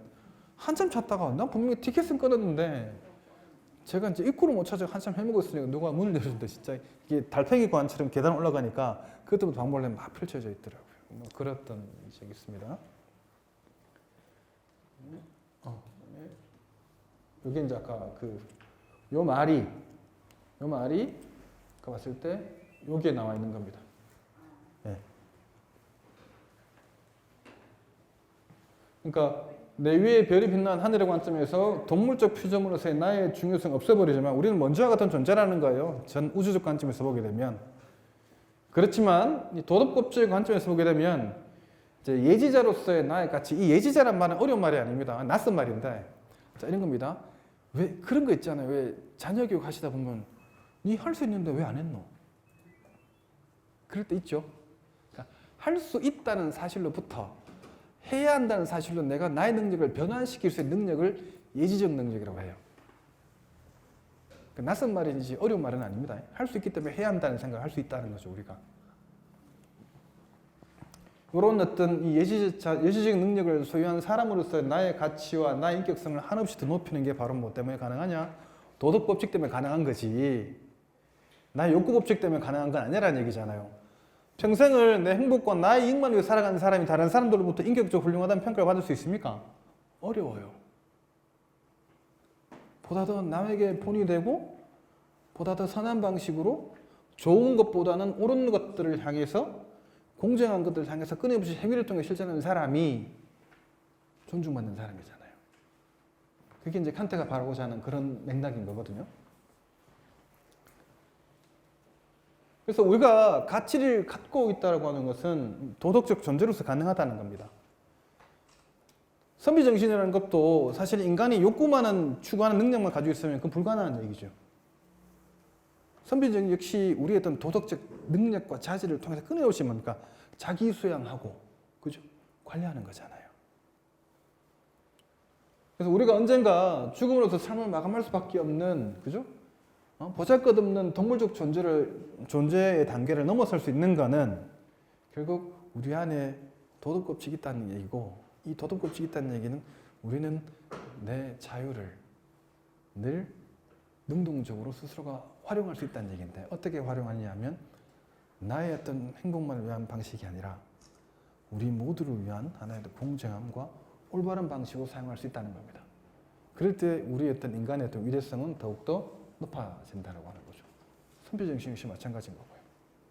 그럼 어떻게 그것이 가능합니까는 하나의 매뉴얼처럼 우리가 답으로 주어지는 게 아닙니다.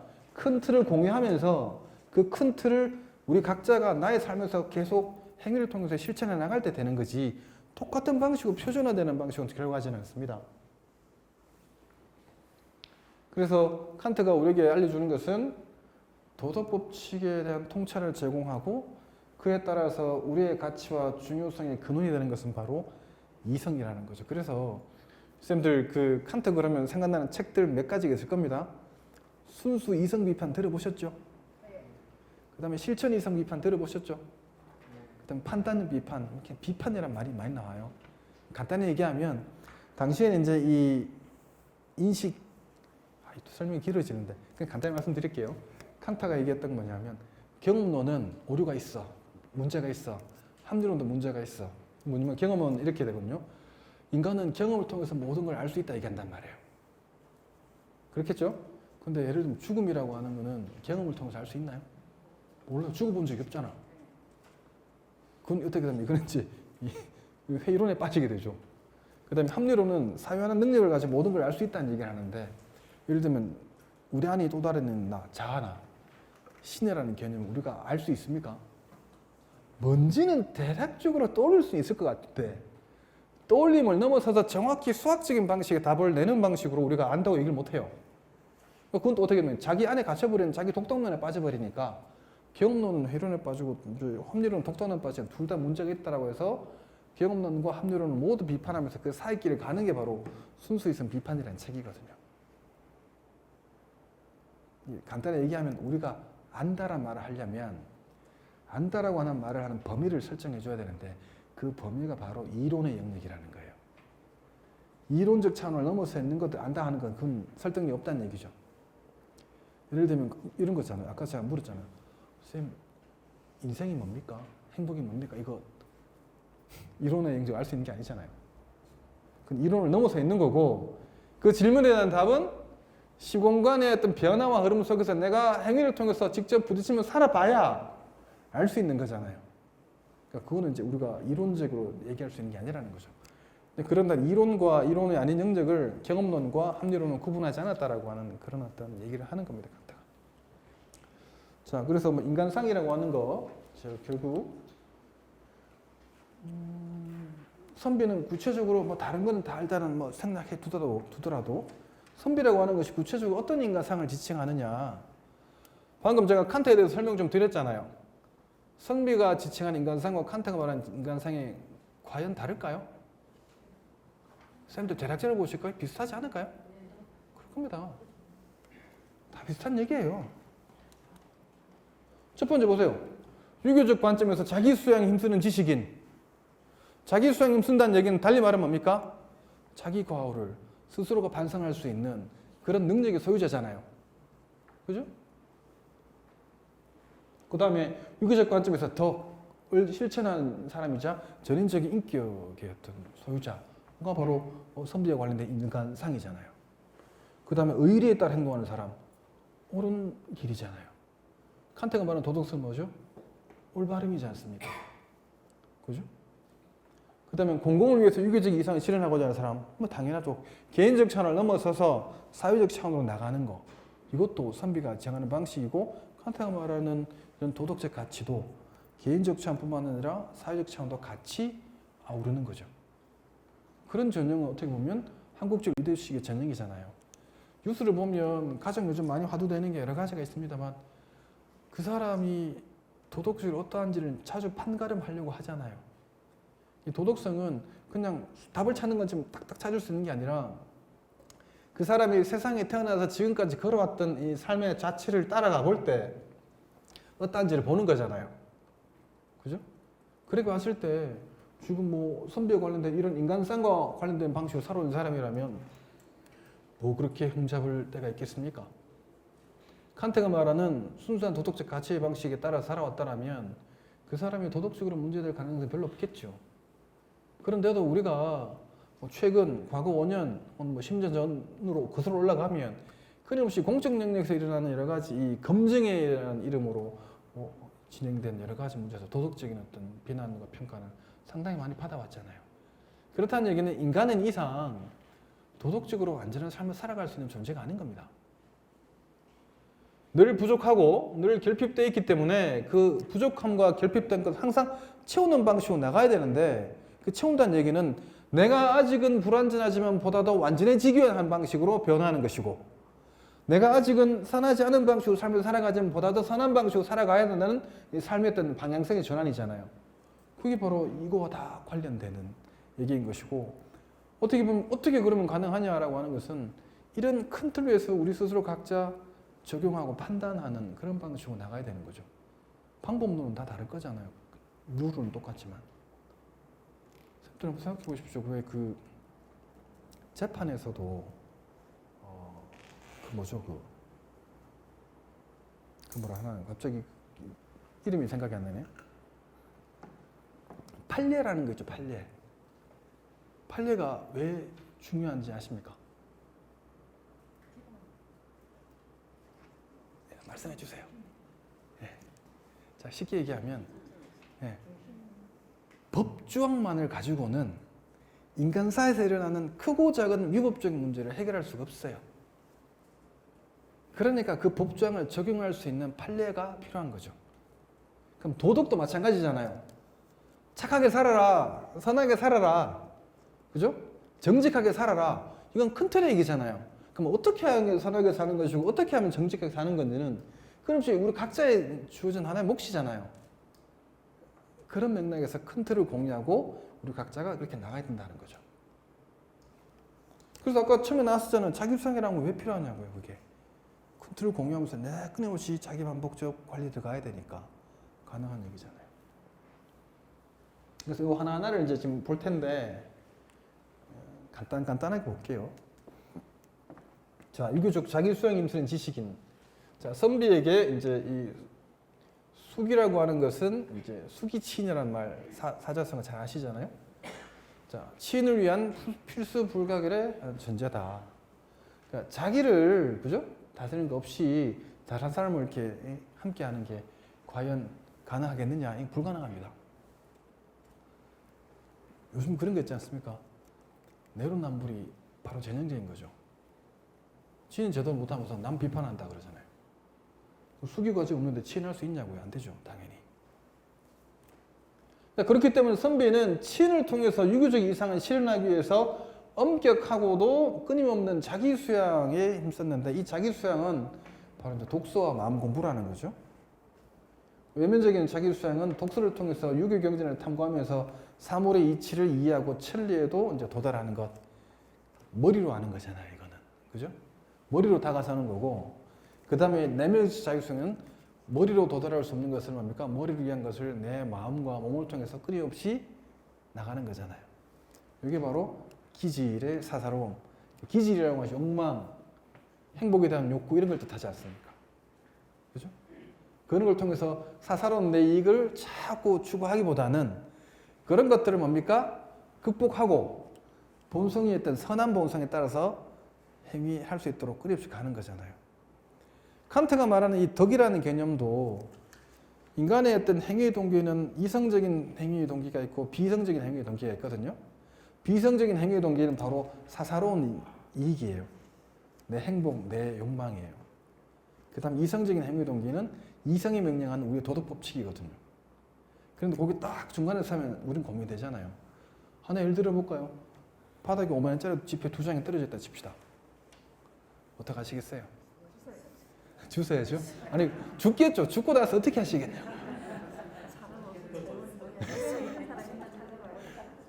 예? 예. 참 쌤들 같은 분이 계시면 우리나라 참 아름다울 거예요. 근데 전적으로 보면요, 밤이야 시간대가. 근데 어둑한데 보니 발견했는데 사람도 없고 지나간 차도 없고 고개를 들어봤더니 CCTV도 없어요. 뭐 어떻게 돼요 이거? 들어오죠. 그게 우리의 기본적인 본성이거든요. 그럴 때조차도 선비정신이 입각한 사람 혹은 칸트가 말하는 도덕적 무정한 사람은 자기 주머니에 넣지 않고 찾아주기 위해서 파출소가 이거 줬다고 이렇게 해준 사람이잖아요. 근데 그걸 갖다가 보통 얘기를 할 때 그러잖아요. 아이 그 등신 지금 맨날 그게 뭐 큰 돈 지혜도 될 낀데 이걸 거잖아요. 그죠? 그럼 생각해 봅시다. 큰 돈은 안 되고 작은 돈은 됩니까? 그렇잖아요. 그런 거라면 이게 어려운 문제는 아니라는 거죠. 그러니까 결국은 쌤들이 너무 잘 알고 있는 겁니다. 철학이라고 하는 것이 쌤들께서 생각하신 너무 어렵고 힘든 거라고 생각하지만 이미 쌤들은 저보다 더 많은 삶의 철학적인 어떤 교훈들과 지혜들을 가지고 계십니다. 그 교훈들과 지혜들을 선비정신에 입각해서 칸트가 말하는 도덕성 입각에다 이렇게 연결만 지으시면 되는 거죠. 그러니까 원래 쌤들이 모르고 계시는 게 아니라 너무 잘 알고 계신 것들을 이제 분류해서 연결할 수 있는 겁니다. 선비정신 그러니까 괜히 막 되게 추상적인 것 같잖아요. 당연하죠. 입증할 수 있는 게 아니죠. 도덕성 증명할 수 있습니까? 증명 못해요. 근데도 왜 우리는 착하게 살아야 된다, 도덕적으로 살아야 된다 이렇게 얘기를 하죠? 세상에는 증명할 수 있는 것만이 의미를 갖는 것이 아니라 증명할 수 없는 것이 더 많은 의미와 가치를 가지고 있다라고 우리 모두 경험하고 있기 때문입니다. 그렇게 전승하고 있고 그렇게 만들어졌는 거죠. 사실 제가 뭐 결혼할 때 그랬대요. 누가 이름은 제가 바뀔 수는 없고 야, 니 저 사람하고 결혼해가지고 뭐 먹고 살 거냐고. 철학 공부하는 사람 지금 뭐 밥 버려도 돈 버려도 안 될 낀데 어떻게 살라고 막 그렇게 막 뜯어 말렸다는 거야. 보세요, 지금 잘 살고 있잖아요. 그런 얘기를 제가 들었어요. 들었는데 저 붙잡고 이제 이런저런 얘기를 해요. 그래서 이제 아내가 힘드니까 위로해달라는 것도 알겠어. 근데 그 비난의 대상이 나잖아요. 비난의 대상과 걱정과 우려에 대해서는 난데 나한테 위로를 해달라 그러니까 내가 좀 기분이 별로 안 좋더라고요. 그래서 제가 야, 이 상황에서 굳이 그걸 내한테까지 얘기를 하면서 위로해달라고 얘기해야 되냐 했더니 그제서야 눈치를 채고는 입을 닫더라고요. 그러면서 걔네들 집들이할 때 와가지고 이렇게 막 먹는 거 보고 있으니까 얄밉기만 하고 이성적이가 한없이 넓은 사람 같으면 다 포용할 수 있겠죠. 근데 우리는 그런 사람이 아니에요. 그러니까 쌤들 뭡니까? 수기가 정말 필요한 거죠. 그죠? 그래서 덕이 필요한 겁니다, 쌤들. 예. 칸트식 얘기하면 덕 있는 사람, 선비정신을 얘기하면 수기치인이죠. 덕이 있으려면 어떻게 되나요? 사사로운 위기에 자꾸 행위에 따라 행동할 게 아니라 이익과는 거리가 멀지만 도덕적이거나 선한 어떤 방식으로만 행동해야 되니까 올바른 길로 나가야 된다는 거잖아요. 제가 오래된 영화입니다. 여인의 향기라는 영화를 보면서 제가 수많은 아름다운 대사가 있습니다만 저는 알파치노의 대사 중에 진짜 이 대사만큼은 진짜 전 너무 와닿았어요. 자기는 올바른 right path, 올바른 길 뭔지는 늘 알았대요. 그러니까 그러지 않았다는 거지. 근데 올바른 길로 가지 않았다는 거지. 왜냐? 내가 너무 고집스러웠거든. 생각해보면 그게 너무 후회된다 얘기하거든. 과연 우리 모두는 예외일 수 있겠습니까? 아닙니다. 그러니까 이성 중요한데요. 우리의 이성적인 역량을 방해하는 우리의 어떤 고집, 주관, 사사로운 이익 이런 것들을 잘 다스릴 수 있어야 되는데 그거 잘 다스리려면 뭐가 필요하겠어요? 선배중심 당연히 필요하죠. 이거보다 중요한 게 어디 있어요? 에이 요즘 시대가 어떤 시대인데 아직도 선배중심 얘기하는 거 사람들이 그렇게 얘기할지 몰라요. 그거는 하나만 알고 둘은 모르는 얘기 같아요. 제가 볼 때. 세상에 그 어떤 이론도 예외 없이 다 단점들은 가지고 있습니다. 단점 때문에 장점 다 버려야 됩니까? 저는 거기에 대해서는 동의할 수가 없어요. 단점 최소화시키고 장점 살리면 되지 않습니까? 세상에 사람이 만든 이론이 신도 아닌데 사람은 그 자체로 완전한 하나의 이론적 체계로 구성될 수가 있겠냐고요. 안 된단 말입니다. 그러니까 불완전한 존재로 태어나서 끊임없이 수행하고 유독한 방식으로 실천하고 행위하는 그런 반복적인 과정이 중요하죠. 그 첫 번째가 바로 이제 이 유기적 자기수행이 무슨 지식인이 뭡니까? 선비에 관련된 첫 번째 인간상인 것이고 두 번째 볼게요. 그러니까 결국 이런 것들은 자기 반성의 과정이라는 거죠. 제가 이제 좀 너무 나이브하게 말씀드려서 죄송합니다. 저기 TV 보다가 막 이렇게 막 이제 비판의식 막 사로잡혀가지고 막 얘기하잖아요. 저희 아버지 싹 이렇게 보고 계시더니 씩 웃으시면 한마디 했습니다. 저한테 니나 잘해라. 그 뭐겠습니까? 이거잖아요. 예. 지도 뭐 제대로 못하면서 남 비판하고 앉았다. 이제 이렇게 되는 거죠. 그러니까 선비는 이와 같은 자기 수행의 맥락에서 평생 독서를 통해서 진리, 책을 읽기를 통해서 진리를 발견하고 현실의 대응 방법을 모색하는 지식인이기도 하다는 거죠. 그래서 뭐 어흠 그러고 뭐 이렇게 뭐 이제 신분지 상황에서 호요시겠다 이런 비판도 받지만 그 비판의 부정성을 일단 좀 갈라쳐 두고 선비가 갖고 있는 좋은 점들을 한번 우리가 주목해 본다면 그 좋은 점을 독일적 칸트라는 사람과 어떻게 연결 지을까를 고민해 봤을 때 이런 지점에서 만나는 지점이 있다라는 거죠. 두 번째가 이제 유교적인 덕의 실천자이자 전인적인 인격이 바로 선비라는 인간상인 건데요. 자, 선비는 모름지기 마음이 넓고 뜻이 굳세야 할 것이니 그 임무는 무겁고 갈 길은 멀기 때문이다. 인으로서 자기 임무를 삼았으니 어찌 무겁지 않겠는가? 죽은 뒤에야 그칠 것이니 어찌 멀지 않겠는가? 이제 논어태백편 증자가 했던 말 이렇게 돼 있거든요. 그러니까 선비의 임무는 인을 행하는 것, 어지린자잖아요, 그죠? 그것은 평생을 통해 해야 할 일입니다.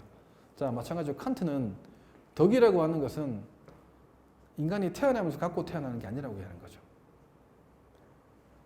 계속 만들어 가야 된다는 거죠. 이게 무슨 말이냐면, 자, 다른 사람을 돕는 행위 보통 자선이라고 하잖아요. 자선이라는 행위를 하지 않는 사람이 갑자기 자선과 관련된 행동을 하려고 그러면 첫 번째 딱 걸립니다. 낯설죠. 싫기도 하고 다른 바쁜 일도 있는데 굳이 내가 이 일을 해야 돼? 가기 쉽겠는데 안 갈 수는 없고 꾸역꾸역 갑니다. 가서 시작할 때는 그런 막 별로 소극적으로 있다가 그 생각이 이내 사라지고 그 봉사활동에 정말 참여하면서 자기 내적인 변화가 생기고 봉사 끝날 쯤에는 되게 뿌듯한 그런 마음의 감정과 심경의 변화가 생기잖아요. 그런 걸 칸트적인 용어 때는 그게 도덕적 행복이거든요. 행복감. 그러면서 마치고 돌아올 때 엄청 생각하죠. 아침에 내가 가졌던 그 생각이 되게 부끄럽다. 앞으로는 자주 해야 되겠다. 그리고 집에 가죠. 그래도 똑같아져요. 그죠? 그런데도 불구하고 그런 과정을 매일 혹은 일주일에 서너 번씩 하는 사람도 계시잖아요. 그런 분들의 어떤 이 인격적 훈련이라고 하는 것은 선배 이런 정신하고 뭐가 다릅니까? 같죠. 비슷한 겁니다. 결코 쉽지 않다라고 하는. 그러니까 평생을 통해서 해야 될 일이라는 거죠. 그러니까 유교에는 뭐 이제 인의예절 같은 행해할 덕목들이 있고 그 덕목들은 모두 사랑의 마음인 인을 향하고 있고 인으로부터 비롯된 것이다라는 거잖아요. 칸트 역시도 이 우정이라고 하는 개념을 이제 라틴어로 필리아 그러죠. 우정이라는 개념을 칸트는 뭐라고 하냐면 사랑과 존경이 결합된 개념이라고 봅니다.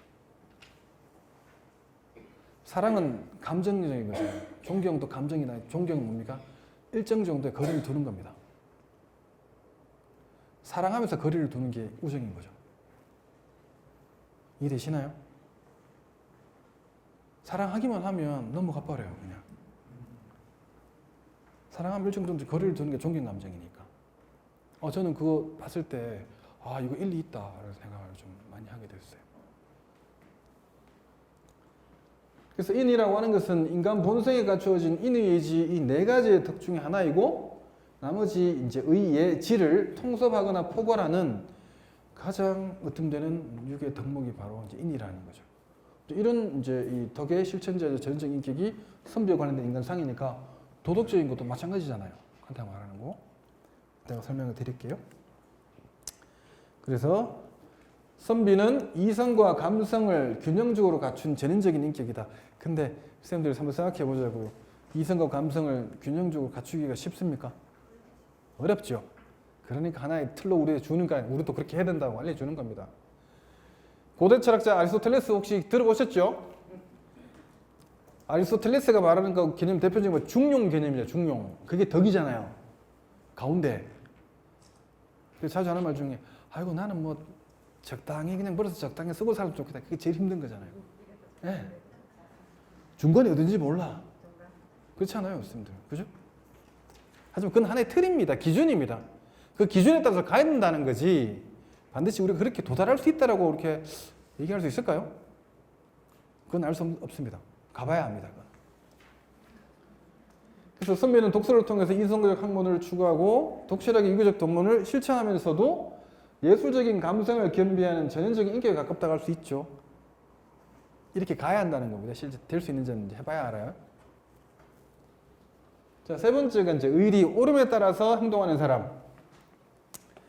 자, 모든 행위에서 이기적인 탐욕보다는 가치상의 옳음을 최우선시하고 행동의 방향이 결정하는 것이 바로 의지정신이다.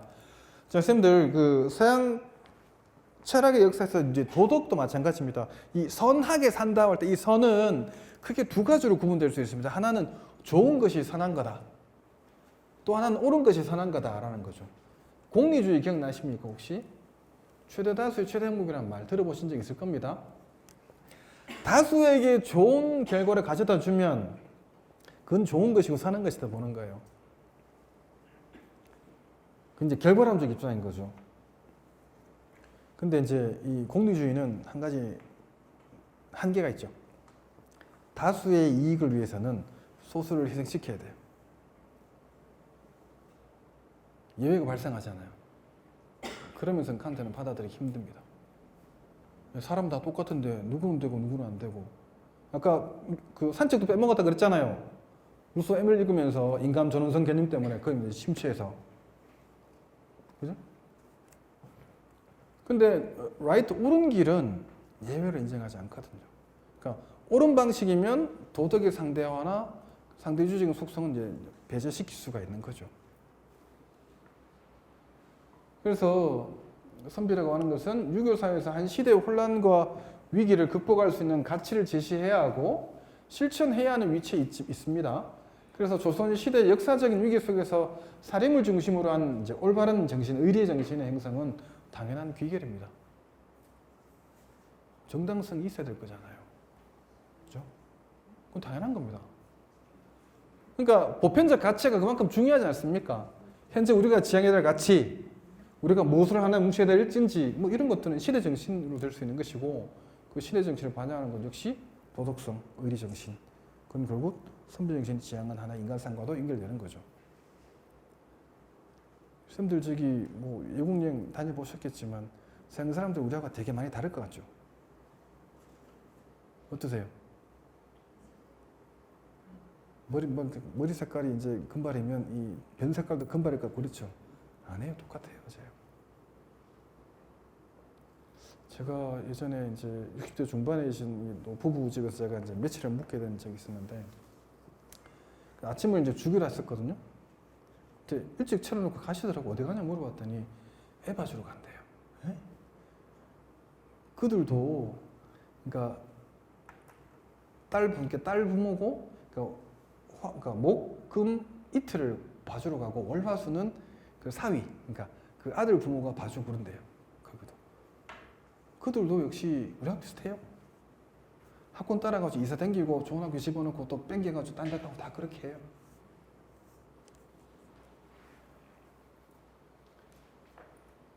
그러니까 선비는 오름의 실현을 위해서는 목숨도 아끼지 않고 사성시할 수 있었던 사람을 뜻한다. 그래서 인간사 일반과 사회적 문제 모든 경우에 이기적인 탐욕보다는 가치론적으로 옳음을 우선시함으로써 사회 공동체 혼란을 미연에 방지하려고 했던 것이 바로 선비의 의리정신을 알 수 있다라고 하는 것은 도덕적인 올바름과 맥락적으로 이어져 있다라고 하는 인간상이죠. 그 다음에 이제 공공을 위해서 유기적인 이상을 실현하고자 하는 사람, 이게 쉽게 얘기하면 개인적 차원에 머무르는 게 아니라 뭡니까? 공동체적인 차원에까지 가서 뭔가를 이루려고 하는 사람. 그러니까 백성을 편안하게 살아가도록 하는 것, 각자의 사역을 이겨서 천하가 예로 돌아가도록 하는 것, 뭐 이런 것들을 얘기하는 거죠. 그래서 이 선비는 공공의 삶을 사는 공인으로서 선비가 공인인 이유는 수기친의 삶을 살기 때문이고, 이런 방식은 자 수기라고 하는 것이 아까 뭡니까? 자기주장이 필요했잖아요. 독서도 해야 되고 마음 공부도 해야 되잖아요. 그렇죠? 자 선비의 출발점이고 그것의 궁극적인 지향점인 치인이니까 수기는 개인적 차원에서 당연히 해야 되는 것, 치는 그 개인적 차원을 토대로 사회적 차원, 전체론적 차원 나가는 것 이렇게 되잖아요. 도덕도 마찬가지잖아요. 개인적 차원의 도덕이 공동체적 차원의 도덕으로 되는 것. 그래서 왜 자율성, 그다음에 연대성이라는 말 나오고 개인선, 뭐 공공선 이런 말 있잖아요. 들어보셨죠?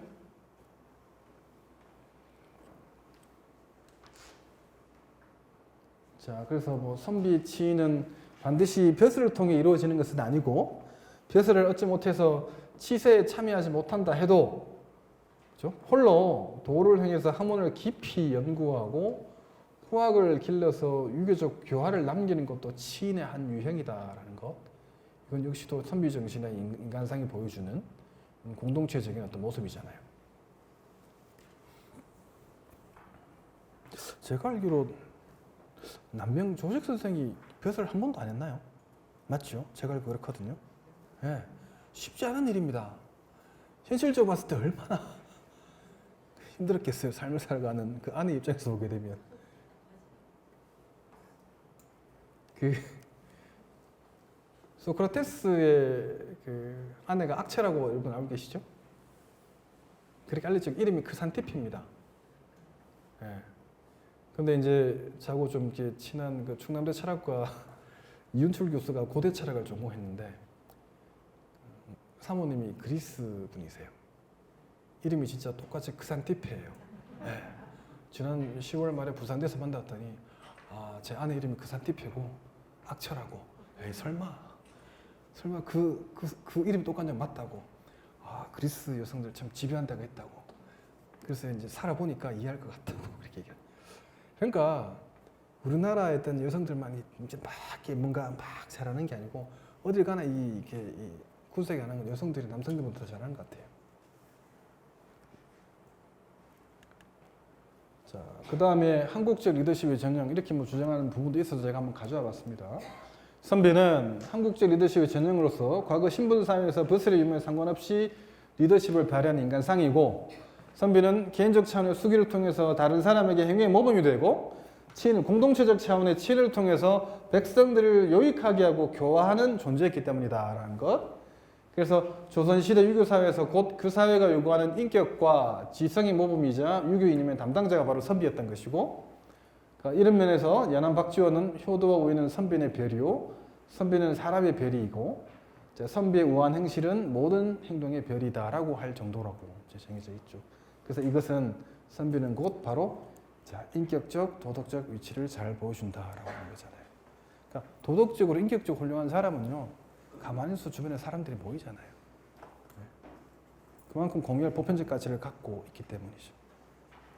그 다음에 칸트가 말하는 것처럼 도덕적으로 선하게 사는 사람들 주변에도 진짜 뭡니까? 올바름을 위해서 행하는 사람들 늘 함께 하거든요. 결국 우리의 올바름을 가장 저하한 요소는 개인의 사사로운 이익이겠죠. 혹은 특정 집단의 이익이 우리의 올바름을 또 방해하는 요소이기도 하겠죠.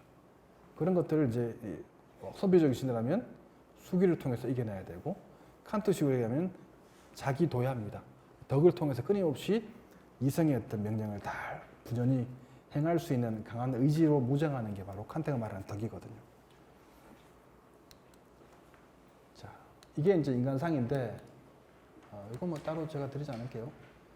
자, 이거는 뭐냐 하면, 잘 보세요. 제가 자료에는 올려놨습니다. 따로 설명을 드리지 않을게요. 설명을 드리면 시간이 엄청 걸리거든요. 이렇게 이제 설명을 드린 이유는 뭐냐 하면, 칸트가 볼 때 당시에 이 도덕적 가치라고 하는 것이 칸트가 실었던 동시대 입장에서는 순수하지 않았던 거예요. 쉽게 얘기하면 거죠. 네가 행복해지고 싶으면 도덕적으로 행동하라 라고 주장한다면, 내가 도덕적으로 행동하는 것은 어디까지는 나의 행복을 위해서 도덕적으로 행동하는 거니까 도덕적 행동에 포커스가 맞춰진 게 아니고, 나의 행복을 위해서 도덕적으로 행위하는 것이 나의 행복을 뭡니까? 달성시키는 하나의 어떤 도구적인 수단으로 전락해버린 거니까 그런 행위는 순수한 도덕적 가치가 없다라고 보는 거예요, 칸트는. 됐나요? 내가 착하게 사는 거는 내 행복 때문에 착하게 하는 거지, 그래서 착하게 행동하는 그 자체를 위해서 착하게 행동하는 게 아니라는 거예요. 그러니까 남을 도와주는 것이 그것이 올바로 당연히 인간이라면 해야 한다라고 하는 의무이기 때문에 도와주는 게 아니고, 도와줬더니 되게 뿌듯한 감정이 좋더라. 그 다음번에도 내가 그런 뿌듯한 감정을 느끼려고 다른 사람을 도와줬다. 그럼 그런 행동은 순수한 도덕적 가치가 없다고 보는 거예요.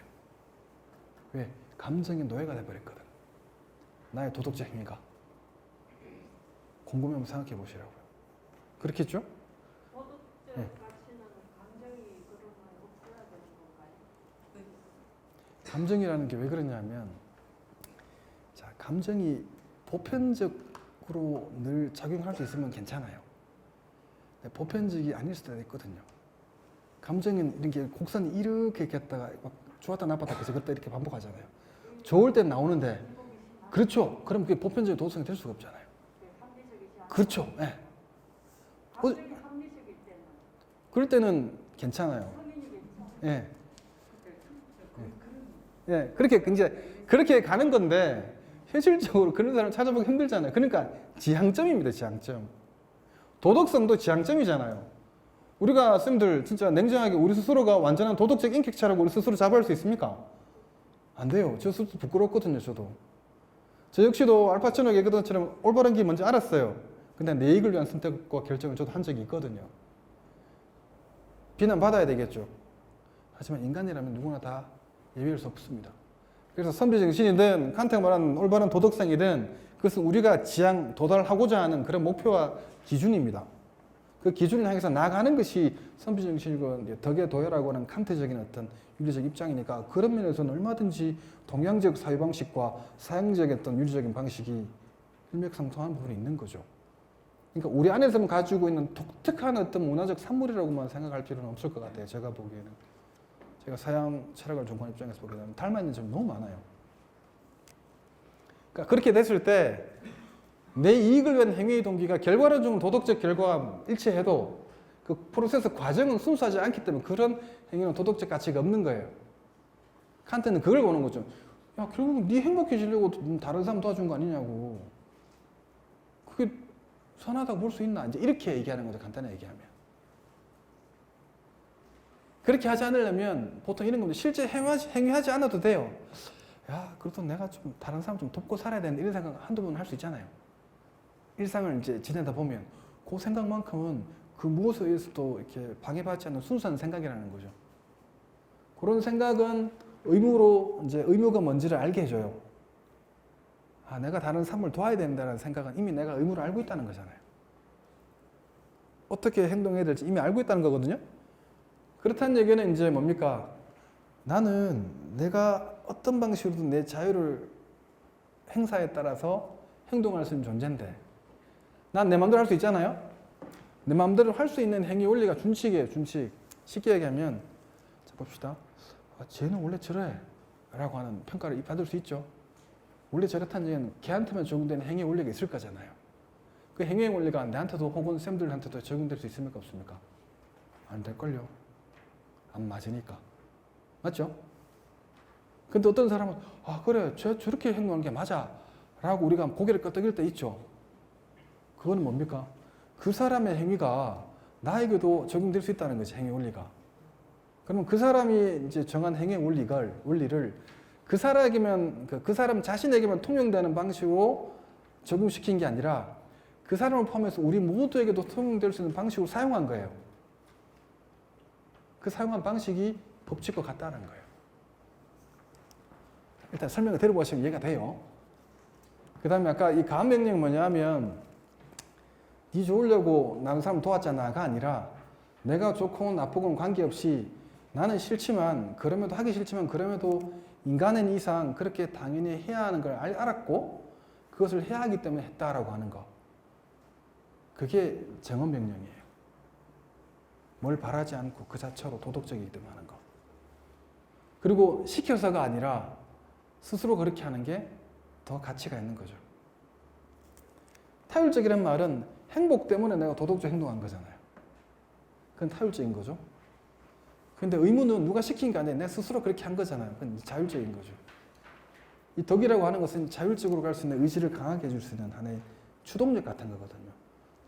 그러니까 이제 이렇게 키워드를 만들어놨던 이유가 진정한 순수한 의미의 도덕적 가치를 갖는 행위는 선한 의지를 가지고 의무를 인식하고 의무를 법칙처럼 사용하면서 행위의 원리를 뭔가를 바라는 것이 아니라 그 자체가 도덕적인 목적인 정언명령에 따라서 누가 시켜서가 아니라 자율적으로 행위할 때 순수한 도덕적 가치를 갖는다는 얘기죠.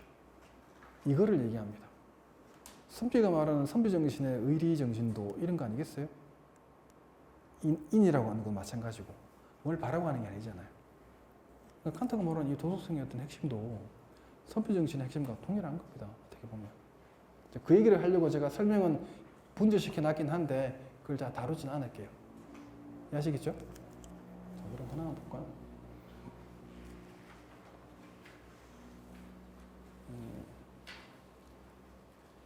자, 보세요. 하나 예를 들겠습니다. 진짜 도덕적 가치가 있는 행위, 없는 행위를 구분해 보세요. 제가 지금 회사의 그 대리입니다. 근데 지금 옆에 횡단보도를 건너가려고 하는데 옆에 나이 드신 할머니가 양손에 짐을 들고 막 무겁게 서 계십니다. 마침 보니까 저쪽에 저희 회사 상무님이 딱 계시는 거지. 그러면 제가 이런 생각하겠죠. 야, 기회다. 할머니 주세요. 이렇게 잡고 내가 건너가고 도와드리면 상무님 어떻게 볼게요? 그래도 김 대리가 그래도 참 사람이 됐네 라고 판단하겠죠. 결과론적으로는 도덕적인 거 맞아요. 제 과정은 어떻습니까? 아니잖아요. 그거는 의무와 맞는 행위죠. 이해하시겠죠? 하지만 이건 도덕적 가치가 없어요.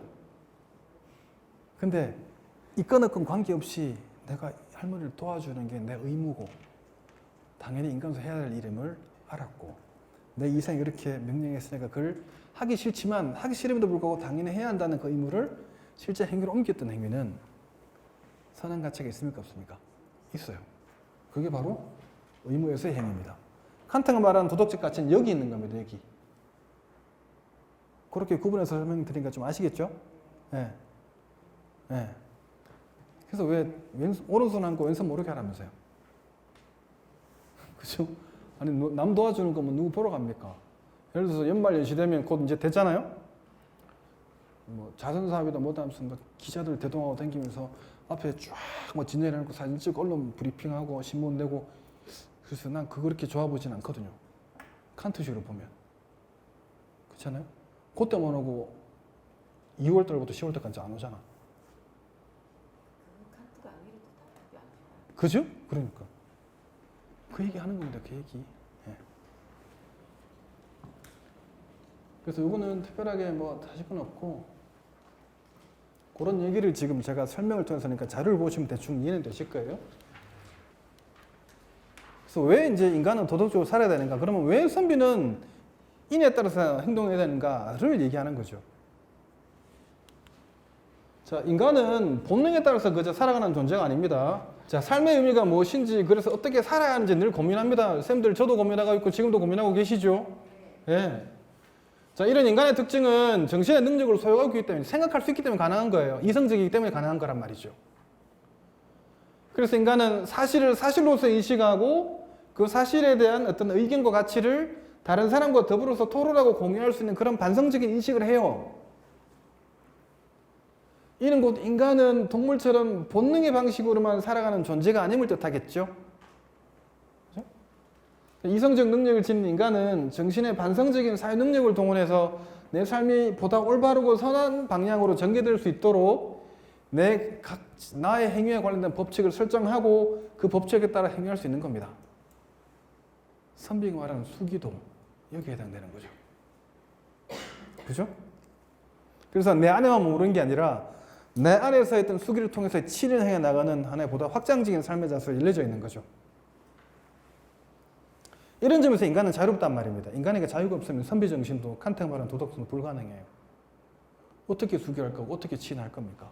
내가 자유로운 존재가 아닌데. 그러니까 나의 자유를 끊임없이 인식하면서 행동해야 된다는 거죠. 자, 그래서 인간은 본능적인 삶의 차원을 넘어서 도덕적인 삶의 차원으로 나갈 수 있다는 의미라는 거죠. 따라서 선한 의지를 지닌 인간은 의무에서의 행위를 통해서, 자, 의무와 맞는 행위가 아닙니다. 의무에서의 행위를 통해서 참된 도덕적 가치를 실현하고 실천하고 그런 실천적 행위를 통해서 인간은 자유로운 인격체가 될 수 있는 겁니다. 누가 시켜서 그런 게 아니죠. 그래서 인간은 교육을 필요로 하는 유일한 존재. 그래서 어릴 때부터 계속 우리 교육해야 되잖아요. 제가 이제 이 교대에 있다 보니까 저희 학생들이 이제 초등 교사가 되어야 되잖아요.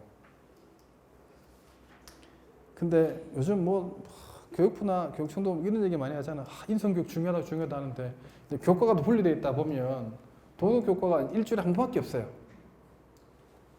근데 교과에 그렇다고 해서 교과가 뭐 범교과라고 안 가거나 아니면 주당 시수가 늘어난다고 해서 반드시 인성교육이 또 좋아진다는 보장도 없어요. 참 어려운 문제입니다. 실제 진짜. 네. 하지만 교육은 반드시 해야 돼요. 다만 중요한 건 국어, 영어, 수학 잘한다고 해서 우리 아들이, 우리 딸이 선하게 산다는 보장은 절대 없습니다. 제가 볼 때 그 착각인 것 같아요. 그래서 독일 철학자 아도르노라는 사람이 인간은 어느 누구나 예외 없이 아직 그 자신은 아니다라는 말을 부정의 변증법에서 한 바 있는데 이 말은 뭐냐면 저는 이 말을 되게 좋아하거든요. 자, 우리가 완전한 존재가 아니라는 것, 불완전하다, 뭔가 부족하다고 하는 것은 어떤 면에서는 우리가 보다 더 완전해지기 위해서 능동적이고 역동적일 수밖에 없는 거죠. 내가 그렇다면 여전히 현대적인 입장을 봤을 때는 내가 아직 많이 부족하고 수양이 필요하다라고 하는 걸 인식했을 때 그런 선비정신은 수기를 끊임없이 공부해야 할 수 있고 그 수기를 통해서 치인으로 나가는 거잖아요. 완전한 존재라면 불가능을 할 필요가 없는 거죠. 그래서 이런 어떤 부족함을 채우려는 삶의 역동성은 이게 뭐 선비정신에 입각해서나 독일 철학자 칸트 입장에서나 우리로 하여금 왜라는 어떤 의문이나 어떻게라는 방법을 끊임없이 고민하게 함으로써 그 나름 의미 있는 답변을 제시해 주고 하나의 원동력이 될 것이고 또 이런 인간의 삶의 태도는 진정한 자유인의 모습으로 귀결하게끔 도와줍니다. 그런 정신에서 큰 틀로서의 어떤 이 정신적인 이념적 틀은 대단히 중요한 거거든요. 그것마저 없으면 우리는 진짜 어두운 어떤 뭐 등불도 잃어버린 어두운 방 안에 서서 어디로 가야 될지 방향성을 잃어버릴 상당히 그 심각한 상황에 도래하게 될 거거든요. 그래서 유한한 인간에게 도덕성은 우리 삶에 있어서 최고의 목표입니다. 그러므로 인간에게 도덕성은 자신의 인격성을 보다 높일 수 있는 유일한 토대이고 이런 도덕성을 바탕으로 우리는 도덕적으로 더욱더 완전해질 수가 있는 거죠. 그렇죠? 착한 사람이 착한 일 더 해요. 사사로운 이익을 추구하는 사람은 쉽지가 않아요. 하지만 불가능한 일은 아닙니다. 이게 좀 많아졌는데 좀 읽어보겠습니다. 오늘날 우리에게 선비정신이 재조명되는 것은 분명히 중요한 의미를 갖습니다. 왜냐하면 선비라는 인간상은 현대를 살아가는 우리에게 존재의 삶에 대한 일종의 경종이기 때문입니다. 우리가 좀 더 주목해서 보아야 하는 점은 인간은 단순히 기계적이고 논리적인 사고만을 하는 존재가 아니라 언제 어떻게 판단해야 할지 스스로 결정하고 행동하는 자율적인 존재라는 사실이죠. 시키는 건 제일 싫잖아요. 아까 제가 그랬잖아요. 각자 위주로 제일 싫어했다고. 이런 맥락에서 선비정신 혹은 선비인간상은 비록 전통사회의 가치를 기반으로 하고 있지만 선비가 갖는 수양과 의리의 삶을 통해서 현대인이 잊어가고 있는 이제 본질적인 인간다운 삶, 소위 존재의 삶을 유기적 관점에서 촉구하고 있다라고 저는 좀 보고 있고, 이런 점에서 진정한 밑에 파란색 글씨입니다. 진정한 삶의 실현은 사실적 문제를 토대로 효율성이 지배하는 세계관에만 의존할 수 없고, 진보의 과정에서 우리가 맞이하는 가치론적인 문제는 여전히 선비정신의 긍정적인 요소들을 토대로 극복될 수 있음을 우리는 좀 기억해야 한다는 겁니다. 예, 입증의 문제로 모든 것을 점철시킬 수는 없거든요. 입증될 수 없지만 여전히 의미 있고 가치 있는 것은 우리 삶 속에 있습니다. 또한 우리는 주어진 세계뿐만 아니라 부과된 속에서 삶을 살아가고 있기 때문에 본질적인 인간의 삶을 추구하는 선비정신의 현실화를 위해서 더 많은 박차를 가해야 한다고 생각합니다. 주어진 세계와 부과된 세계는 뭐냐면요, 현실의 사실의 세계를 살고 있지만 우리의 삶의 종착지는 이 세계를 넘어서는 저 먼 곳을 향해 있잖아요. 그래서 우리 인간은 두 세계를 바라보는 존재입니다. 그래서 사실과 가치의 세계는 우리 모두에게 주어져 있거든요. 하지만 우리는 사실의 세계를 살면서도 우리의 삶의 세계는 가치의 세계를 바라보잖아요. 그런 가치를 향해 나아가기 위해서는 우리로 따지면 선비정신, 제가 전공하고 있는 걸로 따졌을 때는 칸트 윤리학만큼 더 설득력 있는 입장은 없는 것 같습니다. 일단 제가 쌤들 모시고 할 수 있는 강의는 여기까지입니다. 들어주셔서 고맙습니다.